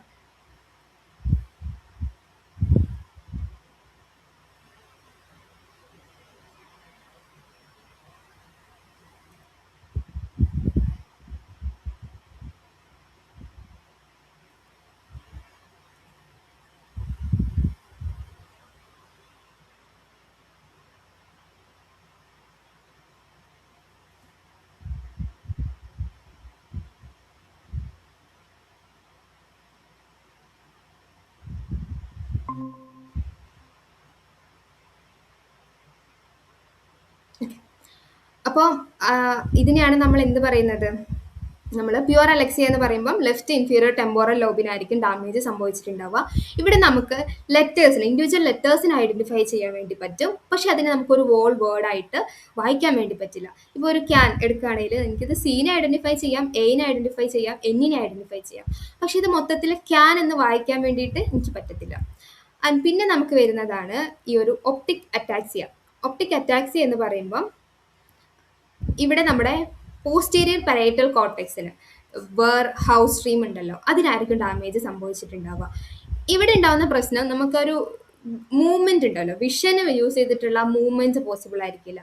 നമുക്കൊരു ഒബ്ജക്റ്റ് ഇപ്പൊ ഈ പേനയിലോട്ട് എനിക്ക് റീച്ച് ചെയ്യണേൽ ഇതേപോലെ കാണുന്നുണ്ടാകും, പക്ഷെ അവർക്ക് റീച്ച് ചെയ്യാൻ വേണ്ടി പറ്റുന്നുണ്ടാവില്ല. അതാണ് ഒപ്റ്റിക് അറ്റാക്സിയയിൽ വരുന്നത്. പിന്നെ വരുന്നതാണ് അക്രോമാറ്റോപ്സിയ. അക്രോമാറ്റോപ്സിയ എന്ന് വെച്ച് കഴിഞ്ഞാൽ ഒരു ക്രോമ അല്ലെങ്കിൽ കളേഴ്സും ഇല്ല. ഇത് ഏരിയ V4 ഡാമേജ് സംഭവിക്കുമ്പോഴാണ്. ഇവിടെ ഇവർക്ക് കളേഴ്സ് എക്സ്പീരിയൻസ് ചെയ്യാൻ വേണ്ടി പറ്റില്ല. കണ്ണിനൊരു കുഴപ്പമില്ല, അവരുടെ കോൺസെൽസിനൊന്നും ഒരു കുഴപ്പമില്ല, പക്ഷേ ബ്രെയിനിലുള്ള ഡാമേജ് കാരണം കളേഴ്സ് എക്സ്പീരിയൻസ് ചെയ്യാൻ വേണ്ടി പറ്റാത്തതാണ് അക്രോമോട്ടോപ്സിയ. പിന്നെയുള്ളതാണ് അക്കൈനോട്ടോപ്സിയ. അക്കൈനോട്ടോപ്സിയയിൽ വരുന്നത് V5 ഡാമേജ് ഉണ്ടാവുക. ഇതിന് നമ്മൾ മോഷൻ ബ്ലൈൻഡ്നെസ് എന്നാണ് പറയുക. ഇവർക്ക് മൂവ്മെന്റ് അല്ലെങ്കിൽ ഒരു മൂവിങ് ഒബ്ജക്ട്സിനെയൊക്കെ പെർസീവ് ചെയ്യാൻ വേണ്ടി പറ്റില്ല. അതിനുള്ള ഇനബിലിറ്റിയാണ് അക്കൈനോട്ടോപ്സിയയിൽ വരുന്നത്. പിന്നെ വരുന്നത് കോർട്ടിക്കൽ ബ്ലൈൻഡ്നെസ് ആണ്. ഇത് എന്താണ്, നമുക്ക് വിഷ്വൽ സിസ്റ്റം അതിൽ ഐയും കാര്യങ്ങളൊക്കെ പ്രോപ്പർ ആയിരിക്കും, പക്ഷേ V1 പ്രൈമറി വിഷ്വൽ കോർട്ടെക്സിന്റെ ഡാമേജ് കാരണം ഈ പേഴ്സൺ ഫങ്ഷനലി ബ്ലൈൻഡ് ആയിരിക്കും. അവരുടെ ഐ ഇൻടാക്ട് ആയിരിക്കും, പക്ഷെ അവർക്ക് എന്ത് ചെയ്യാൻ പറ്റില്ല, ഒരു കാര്യം കാണാൻ വേണ്ടി പറ്റത്തില്ല. അതിനെയാണ് കോർട്ടിക്കൽ ബ്ലൈൻഡ്നെസ് എന്ന് പറയാം. പിന്നെ അതിലൊരു ടൈപ്പാണ് ഈ ബ്ലൈൻഡ് സൈറ്റ്. ബ്ലൈൻഡ് സൈറ്റ് എന്ന് വെച്ച് കഴിഞ്ഞാൽ ഇവരുടെ പ്രൈമറി വിഷ്വൽ കോർട്ടെക്സ് ഡാമേജ് കാരണം ഇവരോട് ചോദിച്ചാൽ ഇവർ പറയും എനിക്കൊന്നും കാണാൻ വേണ്ടി പറ്റില്ല, എനിക്കൊന്നും കാണാൻ വേണ്ടി പറ്റില്ല, പക്ഷേ ഇവർ കാണുന്ന രീതിയിലായിരിക്കും ബിഹേവ് ചെയ്യുക. അതിൻ്റെ ഒരു എക്സാമ്പിൾ എന്ന് വെച്ച് കഴിഞ്ഞാൽ, ഈ ബ്ലൈൻഡ് സൈറ്റുള്ള ഒരു പേഴ്സണെ നമ്മളൊരു റൂമിലോട്ട് കടത്തി വിടുകയാണ്. ഈ റൂമിൽ കുറേ ഒബ്ജക്ട്സ് നമ്മളിങ്ങനെ തടസ്സങ്ങളായിട്ട് വെച്ചിട്ടുണ്ട്. എന്നിട്ട് ഇയാളോട് നമ്മൾ ഈ റൂമിൽ കൂടെ നാവിഗേറ്റ് ചെയ്യാൻ വേണ്ടി പറയുകയാണ്. അങ്ങനെ പറഞ്ഞാൽ ഇയാൾക്ക് എന്ത് പറയും, എനിക്ക് കണ്ണ് കാണാൻ പറ്റണില്ല എന്ന് പറയും. പക്ഷെ ഇയാൾ മൂവ് ചെയ്യുമ്പം ഇങ്ങനെ ഈ ഒബ്ജക്ട്സ് ഒക്കെ ഒഴിവാക്കി മൂവ് ചെയ്യാൻ വേണ്ടി ഇയാൾക്ക് പറ്റും. പക്ഷെ ഇയാൾക്ക് എന്തില്ല, കാണാൻ വേണ്ടി പറ്റുന്നില്ല. അങ്ങനത്തെയാണ് നമ്മൾ ബ്ലൈൻഡ് സൈറ്റ് എന്ന് പറയുക. അപ്പൊ ഇങ്ങനത്തെ ആൾക്കാർക്ക് പലപ്പോഴും ഇമോഷൻസ് ഒക്കെ റെക്കഗ്നൈസ് ചെയ്യാൻ വേണ്ടി പറ്റും കാണാതെ തന്നെ. അപ്പൊ നമ്മൾ മനസ്സിലാകുന്നത് ഇവർ കോൺഷ്യസ്ലി എക്സ്പീരിയൻസ് ചെയ്യുന്നില്ലെങ്കിലും ഇവർ എന്ത് ചെയ്യുന്നുണ്ട്, കാണുന്നുണ്ടാകാം എന്നുള്ളതാണ് ഈ ബ്ലൈൻഡ് സൈറ്റിന്റെ ഒരു എന്താണ്, കോർട്ടിക്കൽ ബ്ലൈൻഡ്നെസ്സിൽ ചില ഒരു ടൈപ്പ് പോലെ ഒരു കേസസ് ആയിട്ട് വരുന്നതാണ് ബ്ലൈൻഡ് സൈറ്റ്. അതുപോലെ വിഷ്വൽ സിസ്റ്റത്തിൽ നമുക്ക് കളർ ബ്ലൈൻഡ്നെസ് കൂടെ ഉണ്ട്. കളർ ബ്ലൈൻഡ്നെസ് എന്ന് പറയുമ്പം കളർ ഡെഫിഷ്യൻസി എന്നും പറയാം, അല്ലെങ്കിൽ കളർ വിഷൻ ഡെഫിഷ്യൻസി എന്ന് പറയാം. ഇവിടെ ഒന്നെങ്കിൽ നമുക്ക് കളേഴ്സ് തീരെ മനസ്സിലാക്കാൻ വേണ്ടി പറ്റില്ല, അല്ലെങ്കിൽ നോർമൽ കളർ വിഷൻ ഉള്ള ഒരാളുടെ അത്ര എബിലിറ്റി കളേഴ്സ് മനസ്സിലാക്കാൻ വേണ്ടി ഉണ്ടാവില്ല. അപ്പോൾ ഇതാണ് കളർ ബ്ലൈൻഡ്നെസ് എന്ന് പറയുന്നത്. ഇത് ടിപ്പിക്കലി ഇത് കാരണം നമ്മുടെ കോൺസെൽസിന് ഉണ്ടാകുന്ന എന്തെങ്കിലും തരത്തിലുള്ള ഡാമേജും കാര്യങ്ങളൊക്കെയാണ്. ചിലപ്പോൾ അത് ആബ്സെന്റ് ആയതുകൊണ്ടായിരിക്കാം, പ്രോപ്പറായിട്ട് ഫങ്ഷൻ ചെയ്യാത്തതുകൊണ്ടായിരിക്കാം, അല്ലെങ്കിൽ ഡിഫറെൻറ്റ് വേവ് ലെങ്ത്തിനെയും കൂടെ പോയിട്ട് ഡിറ്റക്ട് ചെയ്യുന്നത് കൊണ്ടായിരിക്കാം. ആണ് കളർ ബ്ലൈൻഡ്നെസ്സിൻ്റെ ഉദ്ദേശം. കളർ ബ്ലൈൻഡ്നെസ്സിൻ്റെ ടൈപ്പിലോട്ട് വരികയാണെങ്കിൽ നമുക്ക് മോണോക്രോമാറ്റിസം ഉണ്ട്. മോണോക്രോമാറ്റിസത്തിനെയാണ് നമ്മൾ ടോട്ടൽ കളർ ബ്ലൈൻഡ്നെസ് എന്ന് പറയുക. ഇവിടെ ഈ പേഴ്സൺ വേൾഡിനെ എക്സ്പീരിയൻസ് ചെയ്യുക ഗ്രേയിൻ്റെ ഷെയ്ഡ്സ് ആയിട്ടായിരിക്കും. അവർക്ക് തീരെ കളേഴ്സ് എക്സ്പീരിയൻസ് ചെയ്യാൻ വേണ്ടി പറ്റില്ല, എല്ലാം ഒരു ഗ്രേ ഷെയ്ഡിലായിട്ടായിരിക്കും കാണുക. ഇതിൻ്റെ തന്നെ റോഡ് മോണോക്രോമാറ്റിസം ഉണ്ട്. റോഡ് മോണോക്രോമാറ്റിസം എന്ന് പറഞ്ഞാൽ ഒരു കോൺസെല്ലും ഫങ്ഷനിങ് ആയിരിക്കില്ല. അവരുടെ മൊത്തം വിഷൻ എന്ന് പറയുന്നത് ഈ ഒരു റോഡ് സെൽസിനെ ഡിപ്പെൻഡ് ചെയ്തിട്ടായിരിക്കും. അവർക്ക് ഒരു കോൺസെൽസും ഫങ്ഷനിങ് ആയിരിക്കില്ല. ആൻഡ് കോൺ മോണോക്രോമാറ്റിസം എന്ന് പറയുമ്പം അവിടെ ഏതെങ്കിലും ഒരു ടൈപ്പ് കോൺ വർക്ക് ചെയ്യുന്നുണ്ടാകും. പലപ്പോഴും എസ് കോൺ മോണോക്രോമാറ്റിസം എന്ന് പറയുമ്പം ഒരു ബ്ലൂ കോൺ മാത്രം എന്ത് ചെയ്യുന്നുണ്ടാകും, വർക്ക് ചെയ്യുന്നുണ്ടാകും. പക്ഷെ ഇവർക്ക് ഡിഫറെൻറ്റ് കളേഴ്സിന് എന്ത് ചെയ്യാൻ വേണ്ടി പറ്റുന്നില്ല, ഡിഫറൻഷിയേറ്റ് ചെയ്യാൻ വേണ്ടി പറ്റുന്നുണ്ടാവില്ല. അവർ ഒരു ബ്ലൂഷ് ആയിട്ടുള്ള ഒരു ഗ്രേൻ്റെ ഷെയ്ഡിലായിരിക്കും എല്ലാ കാര്യങ്ങളും എക്സ്പീരിയൻസ് ചെയ്യുന്നത്. അതാണ് മോണോക്രോമാറ്റിസത്തിൽ വരുന്നത്. പിന്നത്തെയാണ് ഡൈക്രോമസി. ഡൈക്രോമസിയിൽ നമുക്ക് 2 ടൈപ്പ് കോൺസെൽസ് ഉണ്ടാക്കും. ഈ 2 എണ്ണം ഫങ്ഷനിങ് ആയിരിക്കും. ആ മിസ്സിങ് ആയിട്ടുള്ള ആ പ്രൈമറി കോൺ ഏതാണോ അതിൻ്റെ പേരിലായിരിക്കും ഈ ഡൈക്രോമസിനെ നമ്മൾ തരംതിരിക്കുക, ക്ലാസിഫൈ ചെയ്യുക. അതിലൊന്നാമത്തതാണ് പ്രൊട്ടനോപ്പിയ. പ്രൊട്ടനോപ്പിയയിൽ എന്താണ്, റെഡ് കോൺസ് ആയിരിക്കും പ്രസന്റ് അല്ലാത്തത്. അപ്പോൾ മറ്റേ 2 കോൺസ് വെച്ചിട്ട് മാത്രമേ അവർക്ക് വേൾഡിനെ കാണാൻ വേണ്ടി പറ്റുള്ളൂ. ഡ്യൂട്രനോപ്പിയയിൽ ഗ്രീൻ ആയിരിക്കും പ്രസന്റ് അല്ലാത്തത്, ട്രിറ്റനോപ്പിയയിൽ ബ്ലൂ ആയിരിക്കും പ്രസന്റ് അല്ലാത്തത്. പിന്നെ വരുന്ന ഒരു ടൈപ്പാണ് അനോമലസ് ട്രൈക്കോമസി. അനോമലസിന്റെ കേസിൽ ഇവിടെ 3 കോണും പ്രസന്റ് ആണ്, പക്ഷെ ഏതെങ്കിലും ഒന്ന് ഡിഫക്റ്റീവ് ആയിരിക്കും. ഏതെങ്കിലും ഒരെണ്ണം പ്രോപ്പർ ആയിട്ടുള്ള വേയിൽ അത് ഫംഗ്ഷൻ ചെയ്യേണ്ട രീതിയിൽ ഫംഗ്ഷൻ ചെയ്യുന്നുണ്ടാവില്ല. അതുകൊണ്ടാണ് അനോമലസ് എന്ന് പറയുന്നത്. അപ്പൊ ഇവിടുത്തെ പെർസെപ്ഷനിൽ ടോട്ടൽ ആയിട്ടുള്ള ഒരു കളറിനെ കാണാതിരിക്കുക എന്നുള്ളതല്ല, പക്ഷെ നോർമൽ ആയിട്ടുള്ള ഒരാളുടെ കളർ വിഷനിൽ നിന്ന് ഡിഫറെന്റ് ആയിരിക്കും. കാരണം ഒരെണ്ണം ഒരു കോണ് പ്രോപ്പർ ആയിട്ട് ഫംഗ്ഷൻ ചെയ്യുന്നില്ലല്ലോ. അതിൽ ഒന്നാമത്തതാണ് പ്രൊട്ടനോമോലി. അവിടെ എന്താണ്, റെഡ് കോൺസിനായിരിക്കും എന്തെങ്കിലും ഒരു ഡിഫക്റ്റ് ഉണ്ടാവുക. പിന്നെ ഡ്യൂട്രനോമാലി ഉണ്ട്, അവിടെ ഗ്രീൻ കോൺസിനായിരിക്കും ഡിഫക്റ്റ് ഉണ്ടാവുക. ആൻഡ് ട്രിട്ടനോമാലിയിൽ നമ്മുടെ ബ്ലൂവിനായിരിക്കും ഡിഫക്റ്റ് ഉണ്ടാവുക. ഇങ്ങനെയാണ് നമ്മൾ കളർ ബ്ലൈൻഡ്നെസ്സിനെ തരംതിരിക്കുക. അപ്പോൾ പ്രൊട്ടനോപ്പിയ ഒരു നോർമൽ വിഷൻ ഉള്ള ആൾ എക്സ്പീരിയൻസ് ചെയ്യുന്ന ഇങ്ങനെയാണെങ്കിൽ, ഡ്യൂട്രനോപ്പിയ ഉള്ള ആൾ ഗ്രീൻ കാണാൻ പറ്റാത്ത ഒരാൾ ഇങ്ങനെയായിരിക്കും എക്സ്പീരിയൻസ് ചെയ്യുക. ആൻഡ് പ്രൊട്ടനോപ്പിയ ഉള്ള ഒരാൾ ഇങ്ങനെയായിരിക്കും എക്സ്പീരിയൻസ് ചെയ്യുക. ആൻഡ് ട്രിട്ടനോപ്പിയ ഉള്ള ഒരാൾ ഇങ്ങനെയായിരിക്കും എക്സ്പീരിയൻസ് ചെയ്യുക. ഓക്കെ, പിന്നെ നമുക്ക് വരുന്നതാണ് നമ്മുടെ ഓഡിറ്ററി സിസ്റ്റം. ഓഡിറ്ററി സിസ്റ്റത്തിന്റെ കേസ് എടുക്കുകയാണെങ്കിൽ ആദ്യം നമുക്ക് എന്തറിയാം, ഇയറിന്റെ ഒരു അനാട്ടമിയിലോട്ട് പോകാം. അപ്പോൾ ഇയറിനെ നമ്മൾ പൊതുവെ 3 ആയിട്ട് തിരിക്കാറുണ്ട്. ഔട്ടർ ഇയർ, അതിനുശേഷം മിഡിൽ ഇയർ, പിന്നെ ഇന്നർ ഇയർ എന്ന് പറഞ്ഞിട്ട്. അപ്പോൾ ഇന്നർ ഇയറിന്റെ പോർഷൻസ് വരുന്നത് ഈ ഒരു ഓവൽ വിൻഡോ തൊട്ടിട്ടാണ് ഇന്നർ ഇയർ വരുന്നത്. ഓക്കെ, അനാട്ടമിയിൽ ആദ്യം നമ്മൾ ഔട്ടർ ഇയറിന്റെ പാർട്ടായിട്ട് വരുന്നത് പിന്ന ആൻഡ് ഇയർ കനാലാണ്. പിന്ന എന്ന് പറയുമ്പം നമ്മുടെ ഈ ഒരു ചെവിയുടെ ഈ ഒരു എലമെന്റ് ആണ് പിന്ന. ഇതിന്റെ ഉദ്ദേശം എന്താണ്, ഈ പുറത്തുനിന്നുള്ള സൗണ്ട് വൈബ്രേഷനൊക്കെ നമ്മുടെ ചെവിയുടെ ഉള്ളിലോട്ട് കയറ്റി വിടാൻ വേണ്ടിയിട്ടൊക്കെയാണ് പിന്നെ ഹെൽപ്പ് ചെയ്യുന്നത്. ആൻഡ് ഇയർ കനാലാണ് അതിനെ ഡയറക്റ്റ് ചെയ്തിട്ട് നമ്മുടെ മിഡിൽ ഇയറിലോട്ട് പാസ് ചെയ്യാൻ വേണ്ടി ഹെൽപ്പ് ചെയ്യുന്നത്. ഇയർ കനാലിനെ എക്സ്റ്റേണൽ ഓഡിറ്ററി മീറ്റേഴ്സ് എന്നും പറയും. ഈ എക്സ്റ്റേണൽ ഓഡിറ്ററി മീറ്റേഴ്സ് ചെന്ന് അവസാനിക്കുന്നത് മിഡിൽ ഇയറിലായിരിക്കും. അവിടെയാണ് നമ്മുടെ ടിംപാനിക് മെംബ്രെയിൻ ഉണ്ടാവുക, അല്ലെങ്കിൽ ഇയർ ഡ്രം ഉണ്ടാവുക. ഇവരാണ് ഈ സൗണ്ട് വേവിനെ ഫിസിക്കൽ വൈബ്രേഷൻ ആക്കി മാറ്റുന്നത്. ഈ ഫിസിക്കൽ വൈബ്രേഷൻ എങ്ങോട്ട് പാസ് ചെയ്യും, നമ്മുടെ ഓസിക്കിൾസ് ഉണ്ടാകും. 3 ടൈനി ബോൺസ് ഉണ്ടാകും. നമ്മുടെ ബോഡിയിലുള്ള ഏറ്റവും ചെറിയ ബോണാണ് ഈ ഓസിക്കിൾസിൽ വരുന്നത്. അപ്പൊ ഇവരെന്ത് ചെയ്യുന്നുണ്ട്, ഇവരുടെ റോൾ എന്ന് പറയുന്നത് ഒരു ഇമ്പിഡൻസ് മാച്ചിങ് ആണ്. ഇമ്പിഡൻസ് മാച്ചിങ് കൊണ്ട് ഉദ്ദേശിക്കുന്നത്, നമ്മൾ ഈ സൗണ്ട് പുറത്തുനിന്നുള്ള എയറിൽ കൂടെ പാസ് ചെയ്യുന്ന sound waves ear drum convert ചെയ്ത് കൊടുക്കുന്ന ആ ഒരു ഫ്രീക്വൻസിനെ, അല്ലെങ്കിൽ ആ ഒരു വൈബ്രേഷനെ ഭയങ്കര കുറച്ചും കൂടെ സ്ട്രോങ് ആക്കി മാറ്റിയിട്ട്, ഈവൻ നമ്മുടെ ഇന്നർ ഇയറിന്റെ ഉള്ളിൽ കുറെ ഫ്ലൂയിഡ്സ് ഒക്കെ ഉണ്ടല്ലോ, ഈ ഫ്ലൂയിഡ്സിന്റെ മൂവ്മെന്റോട് കൂടെ ആണല്ലോ നമ്മുടെ സൗണ്ട് പെർസെപ്ഷൻ ഒക്കെ പോസിബിൾ ആവുന്നത്. അപ്പൊ ആ സൗണ്ടിലോട്ട്, ആ ഒരു ഫ്ലൂയിഡിലോട്ട് കൺവേർട്ട് ചെയ്യുമ്പോൾ പോലും എനർജി ലോസ് ഒന്നും സംഭവിക്കാത്ത തരത്തില് ആ വൈബ്രേഷനെ ചേഞ്ച് ചെയ്യുക എന്നുള്ളതാണ് ഇമ്പിഡൻസ് മാച്ചിങ്ങിൽ ഈ ഓസിക്കിൾസിന്റെ ജോലി. അപ്പൊ നമുക്ക് 3 ഓസിക്കിൾസ് ആണുള്ളത്. ഹാമർ ഉണ്ട്, ആൻവിൽ ഉണ്ട്, ആൻഡ് സ്റ്റിറപ്പ് ഉണ്ട്. ഹാമർ അടുത്തതായിട്ടുള്ള ആൻവിലോട്ട് പാസ് ചെയ്യും, അത് സ്റ്റിറപ്പ് അല്ലെങ്കിൽ സ്റ്റേപ്സിലോട്ട് പാസ് ചെയ്യും. ഇതിന്റെ പാർട്ടായിട്ട് പിന്നെ നമുക്കുള്ളതാണ് യൂസ്റ്റേഷ്യൻ ട്യൂബ്. യൂസ്റ്റേഷ്യൻ ട്യൂബാണ് നമ്മുടെ മിഡിൽ ഇയറിനെയും ത്രോട്ടിനെയും തമ്മിൽ കണക്ട് ചെയ്യുന്നത്. ഈ യൂസ്റ്റേഷ്യൻ ട്യൂബിൽ കൂടെയാണ് ഇവരെ തമ്മിലുള്ള ഒരു ബാലൻസ്, എയർ പ്രഷറിന്റെ ഒരു ബാലൻസിനെ നമ്മൾ ഒരു ഇക്വിലിബ്രിയത്തിൽ അല്ലെങ്കിൽ ഒരു മെയിൻറ്റെയിൻ ചെയ്ത് കൊണ്ടുവന്ന ഒരു ബാലൻസിൽ മെയിൻറ്റെയിൻ ചെയ്യുന്നത്. ഈ ഒരു അറ്റ്മോസ്ഫിയറിലുള്ള അറ്റ്മോസ്ഫിയറിന്റെ പ്രഷറിനെയും അതുപോലെ തന്നെ നമ്മുടെ ചെവിന്റെ ഉള്ളിലുള്ള പ്രഷറിനെയും ബാലൻസ് ചെയ്യാൻ വേണ്ടിയിട്ടാണ് ഈ യൂസ്റ്റേഷ്യൻ ട്യൂബ് വർക്ക് ചെയ്യുന്നത്. അതുകൊണ്ടാണ് നമ്മൾ ചില മലയൊക്കെ കയറാൻ വേണ്ടി പോകുന്ന സമയത്തൊക്കെ നമുക്ക് ചെവിൻ്റെ ഉള്ള ഒരു അടയിൽ ഫീൽ ചെയ്തിട്ട് ഒരു പോപ്പ് സൗണ്ട് ഫീൽ ചെയ്യില്ലേ, അത് ഈ യൂസ്റ്റേഷ്യൻ ട്യൂബിൻ്റെ ഉള്ളിൽ നിന്നാണ്. പിന്നെ നമുക്ക് വരുന്നതാണ് ഇന്നർ ഇയർ. ഇന്നർ ഇയർ നമ്മുടെ ഓവൽ വിൻഡോയിലോട്ടാണ് ഈ ഓസിക്കിൾസ് വന്നിട്ട് വൈബ്രേഷന് പാസ് ചെയ്യുക. അത് ഓപ്പൺ ആകുന്നത് കൊക്ലിയയിലോട്ടായിരിക്കും. കൊക്ലിയാണ് ഇന്നർ ഇയറിന്റെ പാർട്ടായിട്ട് വരുന്ന ഇമ്പോർട്ടൻ്റ് ആയിട്ടുള്ള പോർഷൻ. ആ കോക്ലിയയുടെ ഉള്ളിൽ നിന്നാണ് ഈ ഇലക്ട്രിക്കൽ ഇമ്പൾസുകൾ ക്രിയേറ്റ് ആയിട്ട് അത് പിന്നെ ബ്രെയിനിലോട്ട് പോകുന്നത്. കോക്ലിയയുടെ ഉള്ളിൽ 2 ടൈപ്പ് ഫ്ലൂയിഡ് ഉണ്ട്, പെരിലിംഫ് ഉണ്ട്, എൻസോലിംഫ് ഉണ്ട്. ഇപ്പോൾ അറിയേണ്ട കാര്യം, പെരിലിംഫിൽ എന്താണ്, നമ്മൾ കൂടുതലായിട്ടും ഒരു സോഡിയത്തിന്റെ ലെവലായിരിക്കും കൂടുതലായിട്ട് ഉണ്ടാവുക. ആൻഡ് എൻഡോലിംഫിൽ കൂടുതലായിട്ട് ഉണ്ടാകുന്നത് പൊട്ടാസ്യത്തിന്റെ അളവായിരിക്കും. അപ്പോൾ ഈ 2 ഡിഫറൻസ്, ഈ ഒരു ചാർജ് ഡിഫറൻസ് ആണ് നമ്മുടെ ഹെയർ സെൽസിൽ ആ ഒരു പവർ, ഈ ഇലക്ട്രിക്കൽ ഇമ്പൾസ് ക്രിയേറ്റ് ചെയ്യാൻ വേണ്ടിയിട്ടുള്ള പവർ കൊടുക്കുന്നതെന്ന് പറയാം. അപ്പോൾ ഈ പെരിലിംഫ് എവിടെയാണ്, എൻഡോലിംഫ് എവിടെയാന്നൊക്കെ ഉള്ളത് പറയാം. ഇങ്ങനെയാണ് നമ്മുടെ ഇന്നർ ഇയറിൽ കോക്ലിയനെ നമ്മൾ കുറച്ചും കൂടെ ഒന്ന് നിവർത്തിയിട്ടാൽ കോക്ലിയ എങ്ങനെയാണ് ഇരിക്കുക. അപ്പോൾ കോക്ലിയയുടെ ഉള്ളിൽ 3 ചേമ്പേഴ്സ് ഉണ്ട്.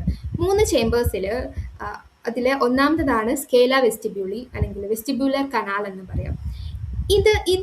ഇവിടെയാണ് വൈബ്രേഷൻസ്, നമ്മുടെ ഓവൽ വിൻഡോ എന്നുള്ള വൈബ്രേഷൻസ് സ്കേല വെസ്റ്റിബ്യൂളിയാണ് റിസീവ് ചെയ്യുന്നത്. ഈ ഒരു മുകളിലുള്ള പോർഷനാണ് നമ്മുടെ സ്കേല വെസ്റ്റിബ്യൂളി. ആൻഡ് താഴെ വരുന്നതാണ് സ്കേല ടിംപാനി. സ്കെയില ടിംപാനിയുടെ കേസ് എടുക്കുകയാണെങ്കിൽ ഇതാണ് ബോട്ടം ലെയർ ആയിട്ട് വരുന്ന ആ ഒരു ചേംബർ. ഇതിന്റെ രണ്ടിനും കൂടെ നടുക്ക് വരുന്നതാണ് സ്കെയില മീഡിയ. സ്കെയില മീഡിയനെ കോക്ലിയർ ഡക്ട് എന്ന് പറയാൻ വേണ്ടി പറ്റും. ഇവന്മാരുടെ കേസ് എടുക്കുമ്പോൾ ഈ ഒരു സ്കെയില മീഡിയന്റെ ഉള്ളിലാണ് ഈ ഓർഗൻ ഓഫ് കോട്ടി ഉള്ളത്. ഈ ഓർഗൻ ഓഫ് കോട്ടിയിലാണ് ഈ പറഞ്ഞിട്ടുള്ള ന്യൂറൽ ഇമ്പൾസ് ഒക്കെ ജനറേറ്റ് ആയിട്ട് അതിൽ നിന്ന് നമ്മുടെ ഓഡിറ്ററി നെർവിലൂടെ പാസ് ചെയ്ത് ബ്രെയിനിലോട്ടേക്ക് എത്തുന്നത്. ഇപ്പൊ സ്കെയില വെസ്റ്റിബ്യൂളി മുകളിലുള്ള പാർട്ടാണെന്ന് മനസ്സിലായി, ടിംപാനി താഴെയുള്ള പാർട്ടാണെന്ന് മനസ്സിലായി, ആൻഡ് മീഡിയ നടുക്കുള്ളതാണ്, മീഡിയയിലാണ് ഓർഗൻ ഓഫ് കോട്ടി. അപ്പൊ നമ്മൾ ഈ ഒരു ഇമേജിലോട്ട് തിരിച്ചു വരികയാണെങ്കിൽ ഇതാണല്ലോ നമ്മുടെ ഓവൽ വിൻഡോ. ഈ ഓവൽ വിൻഡോയിൽ നിന്ന് ഈ ഒരു വൈബ്രേഷൻസ് എങ്ങോട്ട് എത്തും? നമ്മുടെ ഈ പറഞ്ഞിട്ടുള്ള ഈ ഒരു സ്കെയില വെസ്റ്റിബ്യൂളിലോട്ട് എത്തും. സ്കെയില വെസ്റ്റിബ്യൂളിലോട്ട് എത്തുമ്പം ഈ സ്കെയില വെസ്റ്റിബ്യൂളിന്റെ അകത്തും അതുപോലെ തന്നെ സ്കെയില ടിംപാനിയുടെ അകത്തുള്ളത് പെരിലിംഫ് ആണ്. അപ്പം ഈ പെരിലിംഫിലോട്ട് ഈ വൈബ്രേഷൻസ് പാസ് ചെയ്തു. ഓക്കെ, ഇങ്ങനെ പാസ് ചെയ്ത് ഇവിടെ യൂസ്റ്റേഷ്യൻ ട്യൂബ് ഉണ്ട്, ഇങ്ങനെ പോകുന്നുണ്ട് യൂസ്റ്റേഷ്യൻ ട്യൂബ്, ഇവിടെ ഒരു റൗണ്ട് വിൻഡോ ഉണ്ട്, പിന്നെ നമ്മുടെ യൂസ്റ്റേഷ്യൻ ട്യൂബ് താഴോട്ട് പോകുന്നുണ്ട്. അപ്പൊ ഇവിടെയാണ് നമ്മുടെ പെരിലിംഫ്. ഇവിടെ സ്കെയില ടിംപാനിയിലും സ്കെയില വെസ്റ്റിബ്യൂളിലുമാണ് പെരിലിംഫ് ഇരിക്കുന്നത്. എൻഡോലിംഫ് എവിടെയാണ്? സ്കെയില മീഡിയയിലാണ് എൻഡോലിംഫ് ഇരിക്കുന്നത്. അപ്പൊ ആദ്യം നമ്മുടെ പെരിലിംഫിലോട്ട് ഈ വൈബ്രേഷൻസ് പാസ് ചെയ്യും. ആ വൈബ്രേഷൻസ് ആണ് നമ്മുടെ ഈ സ്കെയില മീഡിയയിൽ ഇരിക്കുന്ന ഓർഗൻ ഓഫ് കോട്ടിയിലോട്ട് എത്തുന്നത്. ഇത്രയും ഭാഗം ക്ലിയർ ആയാൽ നമുക്ക് എങ്ങോട്ട് പോകാം? ഓർഗൻ ഓഫ് കോട്ടിയിലോട്ട് പോകാം. ഈ ഓർഗൻ ഓഫ് കോട്ടിയിൽ പ്രധാനമായിട്ടുണ്ടാവുന്നത് ഒരു എലമെന്റ് ബേസിലാർ മെംബ്രെയിൻ ആണ്, അല്ലെങ്കിൽ ഫ്ലോർ ആയിട്ട് വരുന്ന പാർട്ട്. ഈ പറഞ്ഞിട്ടുള്ള സ്കെയില മീഡിയ ഉണ്ടല്ലോ, നടുക്കുള്ള പോർഷൻ, ഇവിടെയാണ് ഓർഗൻ ഓഫ് കോട്ടി ഇരിക്കുന്നത്.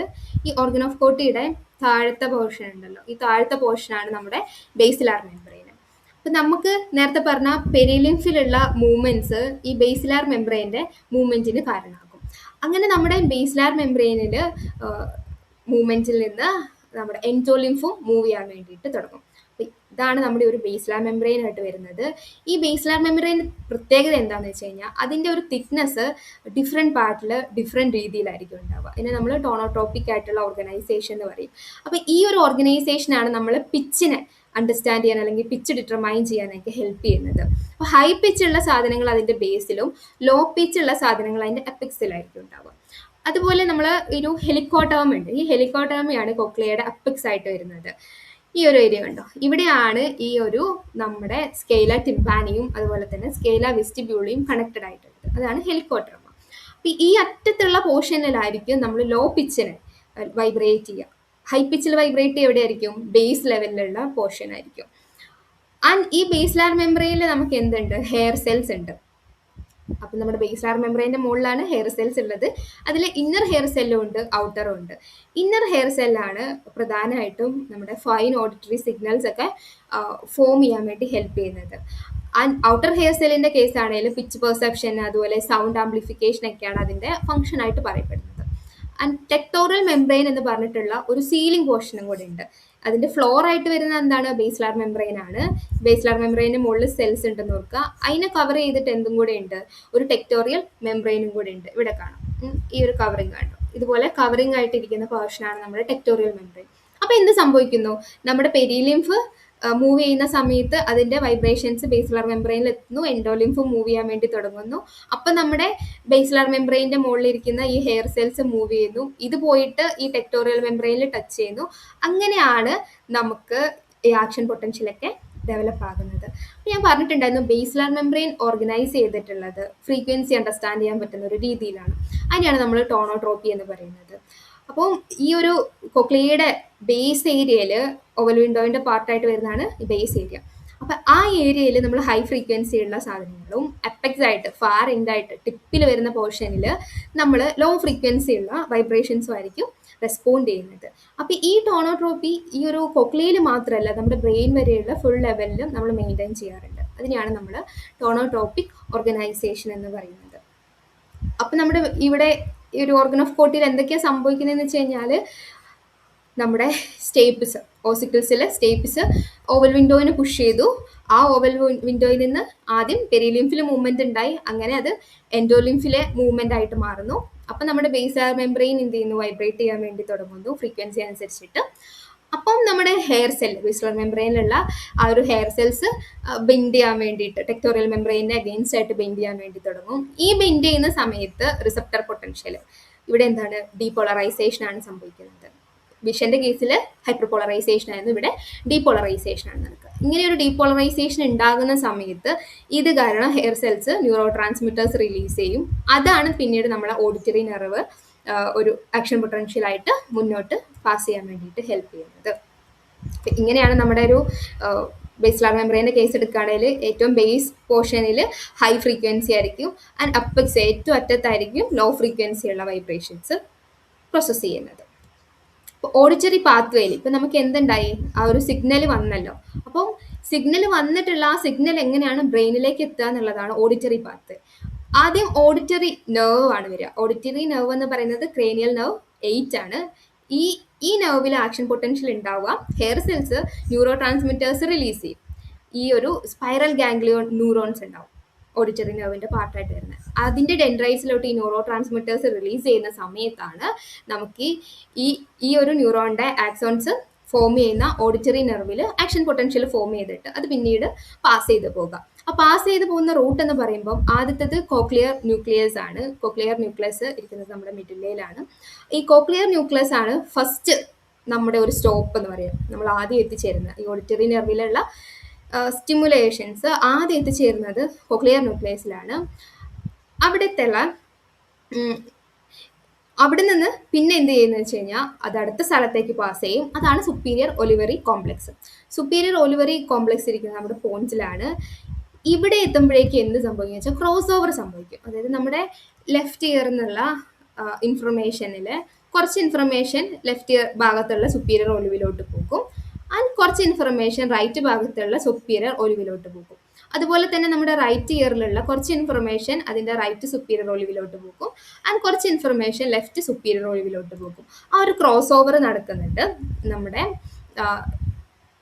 നമ്മുടെ സുപ്പീരിയർ ഒലിവറി കോംപ്ലക്സിലോട്ട് എത്തുമ്പോഴേക്കും. അതിനുശേഷം വരുന്ന ഒരു പാർട്ടാണ് ലാറ്ററൽ ലെമിനിസ്കസ്. ഈ ലാറ്ററൽ ലെമിനിസ്കസ് ഒരു സ്ട്രക്ചർ അല്ല, ഇതൊരു ട്രാക്റ്റാണ്. ഈ ട്രാക്റ്റും ന്യൂക്ലിയും തമ്മിലുള്ള വ്യത്യാസം എന്ന് വെച്ച് കഴിഞ്ഞാൽ നമ്മുടെ സെൻട്രൽ നെർവസ് സിസ്റ്റത്തിൻ്റെ കേസിൽ എവിടെയെങ്കിലും നമ്മൾ കുറേ കളക്ഷൻ ഓഫ് സോമ സെൽ ബോഡിയുടെ കളക്ഷൻ ഉണ്ടെങ്കിൽ അതിനെ നമ്മൾ ന്യൂക്ലിയ എന്ന് പറയും. അതേ സ്ഥാനത്ത് ആക്സോണിൻ്റെ കളക്ഷൻ ആണെങ്കിൽ അതിനെ നമ്മൾ ട്രാക്ട് എന്ന് പറയും. അതാണ് ട്രാക്ട്. അപ്പോൾ കുറേ ആക്സോൺസിൻ്റെ ബണ്ടിലാണ് ട്രാക്ട് എന്ന് പറയുന്നത്. അപ്പോൾ ഈ ലാറ്ററൽ ലെമിനിസ്കസ് കുറേ ആക്സോൺസ് ചേർന്നിട്ടുള്ള ഇത്തരത്തിലൊരു ബണ്ടിലാണ്. ഈ ബണ്ടിൽ എത്തിച്ചേരും. അതിനുശേഷമാണ് ഇത് ഇൻഫീരിയർ കൊലിക്കുലസിലേക്ക് മൂവ് ചെയ്യുക. മിഡ് ബ്രെയിനിലുള്ള ഇൻഫീരിയർ കൊലിക്കുലസിലേക്ക് പോകുക. ഇതൊരു ഇൻ്റഗ്രേഷൻ സെൻ്ററായിട്ട് ആക്ട് ചെയ്യും. കോംപ്ലക്സ് സൗണ്ട്സിനെ നമ്മുടെ സ്റ്റാർട്ടർ റിഫ്ലക്സ് ഉണ്ടല്ലോ, അത് ക്രിയേറ്റ് ചെയ്യുന്നത് ഈ ഒരു ഇൻഫീരിയർ കൊലിക്കുലസ് ആണ്. ഒന്ന്, ഇത് കോംപ്ലക്സ് ആയിട്ടുള്ള സൗണ്ടിനെ എന്ത് ചെയ്യും, ഹാൻഡിൽ ചെയ്യുന്നുണ്ട്. അതുപോലെ തന്നെ സ്റ്റാർട്ടർ റിഫ്ലക്സിനെ മീഡിയേറ്റ് ചെയ്യുന്നുണ്ട്. അതായത് നമ്മളിപ്പോൾ പെട്ടെന്നൊരു സൗണ്ട് കേട്ടാൽ ഞെട്ടൂല്ലോ, ആ സ്റ്റാർട്ടർ റിഫ്ലക്സ് ഒക്കെ ഡീൽ ചെയ്യുന്നത് ഇൻഫീരിയർ കൊലിക്കുലസ് ആണ്. അവിടെ എത്തിയിട്ടുള്ള ഇൻഫർമേഷൻ പിന്നെ പാസ് ചെയ്യുന്നതാണ് മീഡിയൽ ജെനിക്കുലേറ്റ് ന്യൂക്ലിയസ്, തലാമസിലുള്ള മീഡിയൽ ജെനിക്കുലേറ്റ് ന്യൂക്ലിയസ്. ഇതിനെയാണ് നമ്മൾ സെൻസറി ഗേറ്റ് വേ എന്ന് പറയുന്നത്. തലാമസ് ഒരു എന്താ പറയുക, എല്ലാ ഇൻഫർമേഷനും സ്മെല്ലൊഴികെ ബാക്കി എല്ലാത്തിൻ്റെ ഇൻഫർമേഷൻസ് പാസ് ചെയ്ത് പോകുന്ന ഒരു റൂട്ടാണ് മീഡിയൽ ജെനിക്കുലേറ്റ് ന്യൂക്ലിയസ്, അല്ലെങ്കിൽ നമ്മുടെ തലാമസ് എന്ന് പറയുന്ന പാർട്ട്. തലാമസിൻ്റെ ഉള്ളിൽ മീഡിയൽ ജെനിക്കുലേറ്റ് ന്യൂക്ലിയസിൽ കൂടെയാണ് സൗണ്ടിൻ്റെ ഇൻഫർമേഷൻ പിന്നെ റീച്ച് ചെയ്യുന്നത്. അതിനുശേഷം ഏറ്റവും ഹയർ ഏരിയ ആയിട്ടുള്ള പ്രൈമറി ഓഡിറ്റർ കോർട്ടെക്സ് A1 എത്തും. ഇതെവിടെയാണുള്ളത്? നമ്മുടെ ടെമ്പോറൽ ലോബിലാണ് ഇത് ലൊക്കേറ്റ് ചെയ്തിട്ടുള്ളത്. ഈ ടെമ്പോറൽ ലോബും നേരത്തെ പറഞ്ഞ പോലെ ടോണോടോപ്പിക് ആയിട്ടാണ് അറേഞ്ച് ചെയ്തിട്ടുള്ളത്. ആദ്യം ഇവിടെ വെച്ചിട്ടാണ് നമ്മൾ സൗണ്ടിനെ അതിൻ്റെ ബേസിക് ഫീച്ചേഴ്സ് ഒക്കെ വെച്ചിട്ട് മാപ്പ് ചെയ്യുക. അതിനുശേഷം പിന്നെ അതിനെ കുറച്ചും കൂടെ ഡീറ്റെയിൽഡ് ആയിട്ടുള്ള ഫീച്ചേഴ്സ് ഒക്കെ മനസ്സിലാക്കാൻ വേണ്ടിയിട്ട് സെക്കൻഡറി കോർട്ടെക്സ് ആയിട്ടുള്ള A2 പാസ് ചെയ്ത് വിടും. ആണ് പ്രൈമറി ഓഡിറ്ററി കോർട്ടെക്സിൻ്റെ കേസ്. ഇതുപോലെ നമ്മൾ വിഷൻ്റെ കേസിൽ പറഞ്ഞ ഒരു വാട്ട് ആൻഡ് വെയർ സിസ്റ്റം ഉണ്ടായിരുന്നു. അതുപോലെ ഇവിടെ നമ്മൾ ഓഡിഷൻ്റെ കേസിലും ഒരു ഡുവൽ സ്ട്രീം മോഡലാണ് വരുന്നത്. അവിടെ ഒരു വാട്ട് സ്ട്രീമും ഉണ്ട്, വെയർ സ്ട്രീമും ഉണ്ട്. ഈ വാട്ട് സ്ട്രീം ആണ് എന്താണ് ആ സൗണ്ട് എന്ന് ഐഡൻറ്റിഫൈ ചെയ്യാൻ വേണ്ടി ഹെൽപ്പ് ചെയ്യുന്നത്. ആൻഡ് വെയർ സ്ട്രീം ആണ് അതിൻ്റെ ആ സൗണ്ടിൻ്റെ ലൊക്കേഷൻ ഡിറ്റർമൈൻ ചെയ്യാൻ വേണ്ടി ഹെൽപ്പ് ചെയ്യുന്നത്. വാട്ട് സ്ട്രീമിന് നമ്മൾ വെൻട്രൽ പാത്ത് വേ എന്ന് പറയും. വെൻട്രൽ എന്ന് പറഞ്ഞു കഴിഞ്ഞ് കഴിഞ്ഞാൽ താഴ്വശത്തേക്കായിരുന്നു വന്നിട്ടുണ്ടായിരുന്നത്. അത് എവിടെയാണ് എത്തിച്ചേരുക എന്ന് വെച്ച് കഴിഞ്ഞാൽ ഈ ഓഡിറ്ററി കോർട്ടെക്സിൽ നിന്ന് അത് ബിഗിൻ ചെയ്തിട്ട് അത് അവസാനം എത്തിച്ചേരുക വെൻട്രോലാറ്ററൽ പ്രിഫ്രണ്ടൽ കോർട്ടെക്സ്. നമ്മുടെ പ്രിഫ്രണ്ടൽ കോർട്ടെക്സിൻ്റെ വെൻട്രൽ എന്ന് പറഞ്ഞാൽ താഴെ, ലാറ്ററൽ എന്ന് വെച്ചാൽ സൈഡിൽ, ആ ഒരു പോർഷനിലാണ് അത് എത്തിച്ചേരുക. വെൻട്രോലാറ്ററൽ പ്രിഫ്രണ്ടൽ കോർട്ടെക്സിലോട്ട് എത്തിച്ചേരും. ഇവിടെ വെൻട്രോലാറ്ററൽ പ്രിഫ്രണ്ടൽ കോർട്ടെക്സിലോട്ട് എത്തിച്ചേരും. ആൻഡ് ഓഡിറ്ററി പാത്വേയിൽ വെയർ സ്ട്രീം എത്തിച്ചേരുന്നത് ബിഗിൻ ചെയ്യുന്നത് നമ്മുടെ ഒരു ടെമ്പോറൽ ലോബിൽ നിന്ന് സ്റ്റാർട്ട് ചെയ്തിട്ട് അത് എത്തിച്ചേരുന്ന എവിടെയാണെന്ന് വെച്ച് കഴിഞ്ഞാൽ ഡോർസോലാറ്ററൽ പ്രിഫ്രണ്ടൽ കോർട്ടെക്സിലാണ്. ഡോർസോലാറ്ററൽ പ്രിഫ്രണ്ടൽ കോർട്ടെക്സിലാണ് വെയർ സ്ട്രീം എത്തിച്ചേരുക. ഡോർസൽ എന്ന് വെച്ച് കഴിഞ്ഞാൽ മുകളിലാണ്, ലാറ്ററൽ എന്ന് വെച്ച് കഴിഞ്ഞാൽ സൈഡ്, പ്രിഫ്രണ്ടൽ കോർട്ടെക്സ് നമ്മുടെ ഏറ്റവും ഫ്രണ്ടിലുള്ള ബ്രെയിൻ പോർഷൻ, അവിടെ എത്തിച്ചേരുന്നു. അപ്പം ഇവൻ എന്താണ്, ലൊക്കേഷൻ ഐഡന്റിഫൈ ചെയ്യാൻ വേണ്ടിയിട്ടാണ് നമ്മളെ ഹെൽപ്പ് ചെയ്യുക.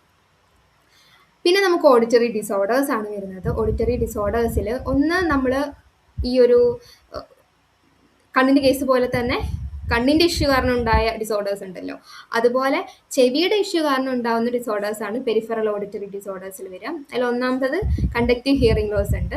അതായത് സൗണ്ട് വേവ് നമ്മുടെ ഇന്നർ എയറിലോട്ടൊക്കെ എത്തുന്ന ആ ഒരു പ്രോസസ്സിൽ എന്തെങ്കിലും കുഴപ്പമുണ്ടെങ്കിൽ, പ്രധാനമായിട്ടും ഔട്ടർ ആൻഡ് മിഡിൽ എയറിലായിരിക്കും കണ്ടക്റ്റീവ് ഹിയറിംഗ് ലോസ് ഉണ്ടാവുക. എന്തെങ്കിലും ചെവിയിൽ വാക്സ് ഒക്കെ കയറി അടഞ്ഞിരിക്കുന്നുണ്ടെങ്കിൽ, അല്ലെങ്കിൽ നമ്മുടെ ഇയർ ഡ്രമ്മിന് കുഴപ്പമുണ്ടെങ്കിൽ, അതൊക്കെയാണ് കണ്ടക്റ്റീവ് ഹിയറിംഗ് ലോസിൻ്റെ പാർട്ടായിട്ട് വരിക. പിന്നെ വരുന്നതാണ് സെൻസറി ന്യൂറൽ ഹിയറിംഗ് ലോസ്. ഇതിൻ്റെ പ്രശ്നം കോക്ലിയയിലോ അല്ലെങ്കിൽ നമ്മുടെ ഓഡിറ്ററി നെർവിലോ ആയിരിക്കും. അപ്പം ഈ ഒരുപാട് നമ്മൾ നോയ്സിനോട് എക്സ്പോഷർ കിട്ടിയിട്ടുണ്ടെങ്കിൽ പ്രായമാകുന്നത് വഴി, എന്തെങ്കിലും ഇൻഫെക്ഷൻ വഴിയൊക്കെയാണ് സെൻസറി ന്യൂറൽ ഹിയറിംഗ് ലോസ് വരിക. ഇത് ന്യൂറൽ കേസ് ആയതുകൊണ്ട് തന്നെ നമുക്ക് റിവേഴ്സ് ചെയ്യാൻ വേണ്ടി പറ്റില്ല. അപ്പം നമുക്ക് എന്ത് ചെയ്യാൻ വേണ്ടി പറ്റില്ല, ചെവി കേൾവി കുറഞ്ഞു വരും. പിന്നെയുള്ളത് പ്രസ്ബിക്യുസ് ഉണ്ട്. പ്രസ്ബിക്യുസിസ് ഇത് നമ്മുടെ ഹെയർ സെൽസ് അല്ലെങ്കിൽ കോക്ലിയനാണ് അഫക്റ്റ് ചെയ്യുന്നത്. ഏജിങ് പ്രോസസ്സ് വഴി ഉണ്ടാകുന്ന ഗ്രാജുവൽ ആയിട്ടുള്ള സൗണ്ടിനോടുള്ള ഹിയറിംഗ് കുറവിനെയാണ് നമ്മൾ പ്രസ്ബിക്യുസിസ് എന്ന് പറയുന്നത്. പിന്നെ ടിന്നിറ്റസ് ആണ്. ടിന്നിറ്റസ് നമുക്കൊരു ഫാൻഡം ഇല്ലാത്ത ഒരു റിങ്ങിങ് സൗണ്ട് ഇങ്ങനെ കേട്ടോണ്ടേയിരിക്കും. നമുക്ക് ബസ് ചെയ്യുന്നത് പോലെ, എന്തോ ചെവിയിൽ റിങ് ചെയ്യുന്ന പോലെ ഫീൽ ചെയ്തുകൊണ്ടേയിരിക്കും. അതാണ് ടിന്നിറ്റസ്.